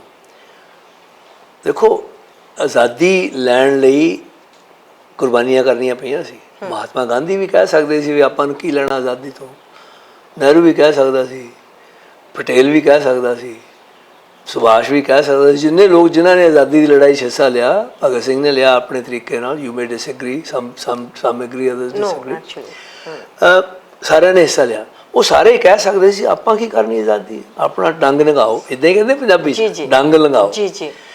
ਪਰ ਉਹ ਲੜੇ। ਬਾਹਰਲੇ ਮੁਲਕਾਂ 'ਚੋਂ ਲੋਕ ਆ ਕੇ ਲੜੇ, ਗਦਰ ਪਾਰਟੀ ਵਾਲੇ ਲੜੇ, ਬਹੁਤ ਲੋਕ ਲੜੇ, ਗਰੀਬ ਅਮੀਰ ਔਰਤਾਂ ਆਦਮੀ, ਤੇ ਉਹਨੇ ਰਿਸਕ ਲਿਆ ਕਿ ਅਸੀਂ ਆਪਣੀ ਜ਼ਿੰਦਗੀ 'ਚ ਇਹ ਰਿਸਕ ਲੈਂਦੇ ਹਾਂ, ਜੋ ਮਰਜ਼ੀ ਹੋਵੇ ਅਸੀਂ ਪਰਵਾਹ ਨਹੀਂ ਕਰਦੇ, ਅਸੀਂ ਆਜ਼ਾਦੀ ਲੈਣੀ ਆ। ਹੁਣ ਜੇ ਤੁਸੀਂ ਕਰਪਸ਼ਨ ਫ੍ਰੀ ਸਮਾਜ ਚਾਹੁੰਦੇ ਆ ਤਾਂ ਉਹਦੇ ਲਈ ਕੁਛ ਤਾਂ ਕਰਨਾ ਪਊ। ਜੇ ਤੁਸੀਂ ਇਹ ਕਹੀ ਜਾਓ ਵੀ ਮੈਂ ਆਪਣਾ ਡੰਗ ਟਪਾਈ ਜਾਵਾਂ ਇੱਦਾਂ 1-2 ਰੁਪਈਏ ਦੇ ਕੇ 10-20 ਦੇ ਕੇ, ਤੇ ਜਿਹੜੀ ਕਰਪਸ਼ਨ ਫ੍ਰੀ ਸੁਸਾਇਟੀ ਆ ਉਹਨੂੰ ਦੂਜੇ ਲੈ ਆਉਣ, ਇੱਦਾਂ ਤਾਂ ਗੱਲ ਬਣਨੀ ਨਹੀਂ। ਇਹ ਤਾਂ ਇਨਕਲਾਬ ਲਿਆਉਣਾ ਪੈਣਾ, ਵੈਲਿਊਜ਼ ਦਾ, ਕਦਰਾਂ ਕੀਮਤਾਂ ਦਾ ਇਨਕਲਾਬ, ਤਾਂ ਕਿ ਇਹੋ ਜਿਹੀਆਂ ਕਦਰਾਂ ਕੀਮਤਾਂ ਹੋਣ ਲੋਕਾਂ ਦੀਆਂ, ਉਹ ਕਰਪਸ਼ਨ ਕੋਈ ਮੰਗੇ ਨਾ, ਕੋਈ ਵੱਡੀ ਦੇਵੇ ਨਾ। ਮੈਂ ਹੁਣ ਦੇਖੋ ਨਾ, ਮੈਂ ਇੰਗਲੈਂਡ ਗਿਆ ਜਨਵਰੀ 1965 ਦਾ, December 31, 1964 ਇੰਗਲੈਂਡ ਰਿਹਾ, ਕੈਨੇਡਾ ਰਿਹਾ, ਸਰਕਾਰ 'ਚ ਰਿਹਾ ਔਰ ਬਾਹਰ ਰਿਹਾ। ਕਦੇ ਜ਼ਿੰਦਗੀ 'ਚ 1 ਟਕਾ ਕਿਸੇ ਨੂੰ ਦੇਣ ਦੀ ਜ਼ਰੂਰਤ ਨਹੀਂ ਪਈ ਔਰ ਕਿਸੇ ਤੋਂ 1 ਟਕਾ ਲੈਣ ਦੀ ਜ਼ਰੂਰਤ ਨਹੀਂ ਪਈ, ਔਰ ਕਿਸੇ ਨੇ 1 ਟਕਾ ਆਫਰ ਨਹੀਂ ਕੀਤਾ। ਸਮਝ ਮੇਰਾ। ਲੇਕਿਨ ਜੇ ਕਿਸੇ ਨੇ ਕਰਪਟ ਬਣਾਉਣ ਦੀ ਕੋਸ਼ਿਸ਼ ਕੀਤੀ ਮੈਨੂੰ 2-3 ਦਫਾ, ਉਹ ਹਿੰਦੁਸਤਾਨੀ ਕਮਿਊਨਿਟੀ ਦੇ ਕੁਝ ਮੈਂਬਰ ਸੀ। ਸਾਨੂੰ ਜੀ ਤੁਸੀਂ ਲਿਕਰ ਲਾਇਸੈਂਸ ਲੈ ਦਿਓ, ਤੁਹਾਡਾ ਹਿੱਸਾ ਅਸੀਂ ਜਮ੍ਹਾਂ ਕਰਾਂਗੇ, ਪ੍ਰਾਈਵੇਟਲੀ ਰੱਖਾਂਗੇ, ਜਦੋਂ ਰਿਟਾਇਰ ਹੋਵੋਗੇ ਠੀਕ ਹੋਊਗਾ। ਤੇ ਮੇਰੇ ਸਾਲੇ ਨੂੰ ਕਿਹਾ ਕਿਸੇ ਨੇ ਪ੍ਰਾਈਵੇਟਲੀ ਇੱਦਾਂ, ਉਹ ਕਹਿੰਦਾ ਵੀ ਭਾਜੀ ਨੂੰ ਨਾ ਕਿ ਉਹਨੂੰ ਥੱਪੜ ਮਾਰਨਾ ਤੁਹਾਡੇ ਮੂੰਹ 'ਤੇ। ਮੈਂ ਵਾਇਲੈਂਟ ਆਦਮੀ ਨਹੀਂ, ਬਟ ਤੇ ਇੱਦਾਂ ਹੀ ਮੈਂ ਜਦੋਂ ਫੈਡਰਲ ਗਵਰਨਮੈਂਟ ਦੇ ਵਿੱਚ MP ਸੀਗਾ, ਮਿਨਿਸਟਰ ਸੀ, ਇੱਦਾਂ ਹੀ MP ਸੀਗਾ ਪਾਕਿਸਤਾਨ ਤੋਂ ਜੀ, ਉਹ ਮੇਰੇ ਕੋਲ ਆ ਕੇ ਬਹਿ ਗਿਆ, ਸਾਡੀ ਪਾਰਟੀ ਦਾ ਸੀ, ਆਪਾਂ ਚੱਲੀਏ ਪਾਕਿਸਤਾਨ ਦੇ ਦੌਰੇ 'ਤੇ। ਮੈਂ ਕਿਹਾ ਮੈਂ ਤਾਂ ਜਾਣਾ ਨਹੀਂ, ਮੈਂ ਜੇ ਉੱਦਾਂ ਮੈਂ ਕਿਹਾ ਜੀ ਤਾਂ ਕਰਦਾ, ਪਾਕਿਸਤਾਨ ਦੇਖਿਆ ਨਹੀਂ ਮੈਂ। ਤਾਂ ਗੱਲਾਂ ਕਰਦੇ ਕਰਦੇ ਉੱਥੇ ਫਿਰ ਆਪਾਂ ਇਨਵੈਸਟਮੈਂਟ ਕਰਾਂਗੇ ਜਾਂ ਸਰਕਾਰ ਤੋਂ ਕਰਾਵਾਂਗੇ। ਮੈਂ ਕਿਹਾ ਕੈਨੇਡੀਅਨ ਸਰਕਾਰ ਦਾ ਕੀ ਇੰਟਰਸਟ ਹੈ ਉੱਥੇ ਇਨਵੈਸਟਮੈਂਟ ਕਰਨ 'ਚ? ਨਹੀਂ, ਜੇ ਕਰਵਾ ਲਵਾਂਗੇ ਤਾਂ ਇੱਦਾਂ ਕਰਾਂਗੇ, ਆਪਾਂ ਪ੍ਰਾਈਵੇਟ ਕੰਪਨੀ ਬਣਾ ਕੇ ਤੁਹਾਡਾ ਹਿੱਸਾ ਰੱਖਾਂਗੇ, ਤੁਹਾਡਾ ਹਿੱਸਾ ਫਿਰ ਅਸੀਂ ਕਿਸੇ ਬੰਦੇ ਦੇ ਨਾਂ ਲਵਾ ਦੇਵਾਂਗੇ, ਜੋ ਤੁਸੀਂ ਹਟੋਗੇ ਤੁਹਾਨੂੰ ਦੇ ਦੇਵਾਂਗੇ। ਮੈਂ ਉਹਨੂੰ ਕਿਹਾ, ਮੈਂ ਵੀ ਦੇਖ ਗੱਲ ਸੁਣ, ਗੈਟ ਲੋਸਟ। ਦੇਖੋ ਨਾ, ਆ ਜਿਹੜੀ ਅਸੀਂ ਜੋ ਕਰ ਰਹੇ ਹਾਂ, ਅਸੀਂ ਇੱਥੋਂ ਜਿਹੜੀਆਂ ਚੀਜ਼ਾਂ ਜਾਂ ਪਾਕਿਸਤਾਨ ਤੋਂ ਜਾਂ ਇੱਥੋਂ ਲਿਜਾ ਕੇ ਉੱਥੇ ਟਰਾਂਸਪਲਾਂਟ ਕਰ ਰਹੇ ਹਾਂ। ਤੇ ਇੱਦਾਂ ਹੀ ਬੜੀ ਇਟਸ ਵੈਲ ਨੋਨ ਫੈਕਟ ਕਿ ਅੱਜ ਤੋਂ 2-4 ਸਾਲ ਪਹਿਲਾਂ ਵੈਨਕੂਵਰ ਸਨ ਦੇ ਫਰੰਟ ਪੇਜ 'ਤੇ ਖਬਰ ਆਈ ਸੀ ਕਿ ਸਰੀ ਜਿਹੜਾ ਟਾਊਨ ਹੈ ਨਾ, ਸਰੀ ਦਾ ਜਿਹੜਾ ਏਰੀਆ ਆ, ਉੱਥੇ $1.2 ਬਿਲੀਅਨ ਉਸ ਜ਼ਮਾਨੇ 'ਚ 3-4 ਸਾਲ ਪਹਿਲਾਂ $1.2 ਬਿਲੀਅਨ ਅਨਅਕਾਊਂਟਡ ਮਨੀ ਰੀਅਲ estate ਦੇ ਵਿੱਚ ਘੁੰਮ ਰਹੀ ਆ, ਅਨਡਿਕਲੇਅਰਡ, ਅਨਅਕਾਊਂਟਡ। ਓਕੇ। ਰੀਅਲ estate ਐਕਟਿਵ ਕੌਣ ਹੈ ਉੱਥੇ? Hindustani. So, I mean, it's such a sad thing that we are actually beginning to infect other societies with the curse of corruption that we carry with us. Sir, ਜਿਹੜੇ ਬੇਅਦਬੀਆਂ ਦੇ ਮਾਮਲੇ ਤੇ ਤੁਸੀਂ ਸੁਣਦੇ ਪੜ੍ਹਦੇ ਰਹਿੰਦੇ ਹੋਵੋਗੇ, ਗੁਰਦੁਆਰਾ 'ਚ ਬੇਅਦਬੀਆਂ ਲਗਾਤਾਰ ਹੋ ਰਹੀਆਂ ਨੇ, ਔਰ ਖਾਸ ਕਰਕੇ ਜੇ ਅਸੀਂ ਅਕਾਲੀ ਸਰਕਾਰ ਦੀ ਗੱਲ ਕਰੀਏ, ਉਸ ਟਾਈਮ 'ਤੇ ਬੇਅਦਬੀ ਹੋਈ ਸੀ 2015 ਦੇ ਵਿੱਚ, ਤੇ ਉਹਦੀ ਖਹਿੜਾ ਉਹਨਾਂ ਦਾ ਨਹੀਂ ਛੁੱਟਿਆ, ਉਹਨਾਂ ਨੂੰ ਉਹਦੇ ਬਾਵਜੂਦ ਵੀ ਬਹੁਤ ਲਾਸ ਹੋਇਆ ਪੋਲੀਟਿਕਸ ਦੇ ਵਿੱਚ ਵੀ, ਔਰ ਗਵਰਨਮੈਂਟ ਨਹੀਂ ਉਹਨਾਂ ਦੀ ਬਣੀ, ਉਹਨਾਂ ਦੀ ਪੋਜੀਸ਼ਨ ਬਹੁਤ ਡਾਊਨ ਹੋਈ, ਔਰ ਕਾਫੀ ਸਾਰੀਆਂ ਚੀਜ਼ਾਂ ਉਹਦੇ ਕਾਰਨ ਹੋਈਆਂ ਸੀਗੀਆਂ। In fact this is true. ਤੁਸੀਂ ਕਿਵੇਂ ਦੇਖਦੇ ਹੋ ਵੀ ਗੁਰਦੁਆਰਾ ਪੋਲੀਟਿਕਸ ਜਾਂ ਫਿਰ ਜਿਹੜੀ ਇਹ ਚੀਜ਼ਾਂ ਨੇ, ਕੀ what do you think? ਮੇਰਾ ਗੁਰਦੁਆਰਾ ਪੋਲੀਟਿਕਸ 'ਤੇ ਕੋਈ ਕਮੈਂਟ ਨਹੀਂ, ਕਿਉਂਕਿ ਦੇਖੋ ਮੈਂ ਸਿੱਖਾਂ ਦੇ ਪਰਿਵਾਰ 'ਚ ਪੈਦਾ ਹੋਇਆ, ਲੇਕਿਨ ਧਰਮ ਨਾਲ ਮੇਰਾ ਬਹੁਤਾ ਸੰਬੰਧ ਨਹੀਂ ਹੈ ਜੀ, ਤੇ ਨਾ ਧਾਰਮਿਕ ਮਾਮਲਿਆਂ 'ਚ ਮੈਂ ਕੋਈ ਬਿਆਨ ਦੇਣਾ ਚਾਹੁੰਦਾ। ਖਾਲਿਸਤਾਨ ਬਾਰੇ ਤਾਂ ਗੱਲ ਕਰ ਲਈ ਸੀ ਕਿਉਂਕਿ ਉਹ ਧਾਰਮਿਕ ਇਸ਼ੂ ਨਹੀਂ ਹੈ ਜੀ, ਉਹ ਇੱਕ ਮੁਲਕ ਨੂੰ ਵੰਡਣ ਵਾਲਾ ਇਸ਼ੂ ਆ ਜਾਂ ਇਕੱਠੇ ਰੱਖਣ ਵਾਲਾ ਇਸ਼ੂ ਆ, ਤੇ ਧਰਮ ਨਾਲ ਮੇਰਾ। What is your take on that? On what? On this Khalistan? Well, my take on Khalistan is that there are a few people in Canada that are seeking relevance in their lives. They are alienated from the larger society. ਉਹ ਜਦੋਂ ਖਾਲਿਸਤਾਨ ਦਾ ਨਾਮ ਲੈ ਲੈਂਦੇ ਉਹਨਾਂ ਨੂੰ ਖੁਸ਼ੀ ਹੋ ਜਾਂਦੀ, ਵਾਹ ਵਾਹ ਵਾਹ ਅਸੀਂ ਕਿਸੇ ਚੀਜ਼ ਨਾਲ ਬਿਲੋਂਗ ਕਰਦੇ ਹਾਂ। It's a bit of a game for them to be relevant. ਐਵੇਂ ਹਿੰਦੁਸਤਾਨ ਤਾਂ ਜਦੋਂ ਇੱਕ ਬੰਦਾ ਖਾਲਿਸਤਾਨ ਦਾ ਨਾਮ ਲੈ ਲੈਂਦਾ ਤੇ ਕਹਿ ਦਿੰਦੇ ਕੈਨੇਡਾ ਕੁਛ ਕਰੇ, ਬ੍ਰਿਟਨ ਕੁਛ ਕਰੇ, ਹਊਆ ਬਣਿਆ। ਤੇ ਮੈਂ ਸਮਝਦਾ ਪੰਜਾਬ 'ਚ ਖਾਲਿਸਤਾਨ ਦੀ ਕੋਈ ਪ੍ਰੋਬਲਮ ਨਹੀਂ, ਲੋਕ ਚਾਹੁੰਦੇ ਨਹੀਂ, ਤੇ ਸਾਡੇ ਵਰਗੇ ਗਧੇ ਉੱਥੇ ਬੈਠੇ ਖਾਲਿਸਤਾਨ ਦਾ ਨਾਮ ਲਈ ਜਾਣ ਤਾਂ ਕੋਈ ਫਰਕ ਨਹੀਂ ਪੈਂਦਾ। ਕਿਸ ਤਰ੍ਹਾਂ ਸੁਧਾਰ ਹੋਏਗਾ ਸਰ? ਇੰਡੀਆ ਬਹੁਤ ਸਾਲ ਪਿੱਛੇ ਹੈ ਉਹਨਾਂ ਮੁਲਕਾਂ ਤੋਂ, ਹੈਲਥ ਔਰ ਐਜੂਕੇਸ਼ਨ ਖਾਸ ਕਰਕੇ ਉਹ ਹੀ ਨਹੀਂ ਫ੍ਰੀ ਹੋਈਆਂ ਹਜੇ, ਲੋਕਾਂ ਨੂੰ ਇੰਪਲੋਇਮੈਂਟ ਨਹੀਂ ਮਿਲ ਰਹੀ ਹੈ, ਯੂਥ ਡਾਇਰੈਕਸ਼ਨਲੈਸ ਲਗਾਤਾਰ ਹੋ ਰਿਹਾ। ਦੇਖੋ ਸੁਧਾਰ ਤਾਂ ਹੋਏਗਾ ਜੇ ਉਹ ਲੋਕ ਜਿਹੜੇ ਇਹਨਾਂ ਲੋਕਾਂ ਨੂੰ ਚੁਣਦੇ ਆ ਉਹਨਾਂ ਤੋਂ ਉਹ ਅਕਾਊਂਟੇਬਿਲਿਟੀ ਮੰਗਣਗੇ। ਅਕਾਊਂਟੇਬਿਲਿਟੀ ਤਾਂ ਮੰਗ ਹੁੰਦੀ ਹੈ ਜੇ ਮਨੁੱਖ 'ਚ ਜਾਨ ਹੋਵੇ, ਕਹੇ ਮੈਂ ਸਫ਼ਰ ਕਰਨ ਲਈ ਤਿਆਰ ਹਾਂ ਲੇਕਿਨ ਮੈਨੂੰ ਅਕਾਊਂਟੇਬਿਲਿਟੀ ਚਾਹੀਦੀ ਹੈ ਜੀ। ਤੇ ਉਹ ਅਕਾਊਂਟੇਬਿਲਿਟੀ ਜਿਹੜੀ ਆ ਉਹ ਤਾਂ ਅਸੀਂ ਲੈਂਦੇ ਨਹੀਂ। ਅਸੀਂ ਤਾਂ ਕਹਿੰਦੇ ਮੇਰਾ ਕੰਮ ਹੋ ਜਾਵੇ, ਭਾਵੇਂ 20 ਰੁਪਏ ਹੋ ਜਾਵੇ, 100 200 ਮੇਰਾ ਕੰਮ ਹੋ ਜਾਵੇ, ਇਹਨਾਂ ਬਾਕੀਆਂ ਦਾ ਹੋਵੇ ਜਾਂ ਨਾ ਹੋਵੇ, ਮੈਂ ਪੈਸੇ ਦੇਣ ਨੂੰ ਤਿਆਰ ਹਾਂ। ਉਹ ਤਾਂ ਅਕਾਊਂਟੇਬਿਲਿਟੀ ਨਾ ਹੋਈ। ਅਸੀਂ ਜਿਹੜੀ ਕਰਪਸ਼ਨ ਆ ਨਾ ਉਹਦੇ ਵਿੱਚ ਜਿਹੜੇ ਲੋਕ ਕਰਪਸ਼ਨ ਦਿੰਦੇ ਆ, ਪੈਸੇ ਦਿੰਦੇ ਆ ਤੇ ਜਿਹੜੇ ਲੈਂਦੇ ਆ ਉਹ ਇਕੁਅਲੀ ਰਿਸਪੌਂਸਿਬਲ ਆ ਮੁਲਕ ਦੀ ਇਸ ਦੁਰਦਸ਼ਾ ਦੇ ਲਈ। ਜੀ ਜੀ ਜੀ। ਤੁਹਾਡੇ ਨਾਲ ਗੱਲਬਾਤ ਕਰਕੇ ਅੱਜ ਮੈਨੂੰ ਬਹੁਤ ਅੱਛਾ ਲੱਗਿਆ sir. Thank you so much, ਤੁਸੀਂ ਆਪਣਾ ਪ੍ਰੈਸ਼ੀਅਸ ਟਾਈਮ ਸਾਨੂੰ ਦਿੱਤਾ। ਐਂਡ ਮੈਨੂੰ ਪਤਾ ਤੁਹਾਡਾ ਸਕੈਡਿਊਲ ਬਹੁਤ ਬਿਜ਼ੀ ਹੈ, ਪਰ ਉਹਦੇ ਵਿੱਚ ਵੀ ਤੁਸੀਂ ਸਾਨੂੰ ਟਾਈਮ ਦਿੱਤਾ। It's nice, really nice. Thank you. ਇਹ ਸਾਡੇ ਨਾਲ ਸੀਗੇ ਉਜਲ ਦੋਸਾਂਝ ਜਿਹੜੇ ਕਿ ਐਕਸ ਪ੍ਰੀਮੀਅਰ ਰਹਿ ਚੁੱਕੇ ਹੈ, ਖਾਸ ਕਰਕੇ ਜੇ ਗੱਲ ਕਰੀਏ ਤਾਂ ਬ੍ਰਿਟਿਸ਼ ਕੋਲੰਬੀਆ ਕੈਨੇਡਾ ਦੇ, ਔਰ ਫੈਡਰਲ ਮਿਨਿਸਟਰ ਵੀ ਰਹਿ ਚੁੱਕੇ ਉੱਥੇ, ਹੈਲਥ ਮਿਨਿਸਟਰ ਸੀਗੇ। ਸਾਡੇ ਨਾਲ ਉਹਨਾਂ ਨੇ ਗੱਲਾਂ ਸਾਂਝੀਆਂ ਕੀਤੀਆਂ, ਬੁੱਕ ਉਹਨਾਂ ਨੇ ਆਲਰੇਡੀ ਲਿਖੀ ਹੈ, ਉਹਦੇ ਬਾਬਤ ਉਹਨਾਂ ਨੇ ਗੱਲਬਾਤ ਕੀਤੀ, ਪੋਲੀਟਿਕਸ ਤੇ ਬੜੀ ਤਫਸੀਲ ਦੇ ਨਾਲ ਉਹਨਾਂ ਨੇ ਗੱਲ ਕੀਤੀ।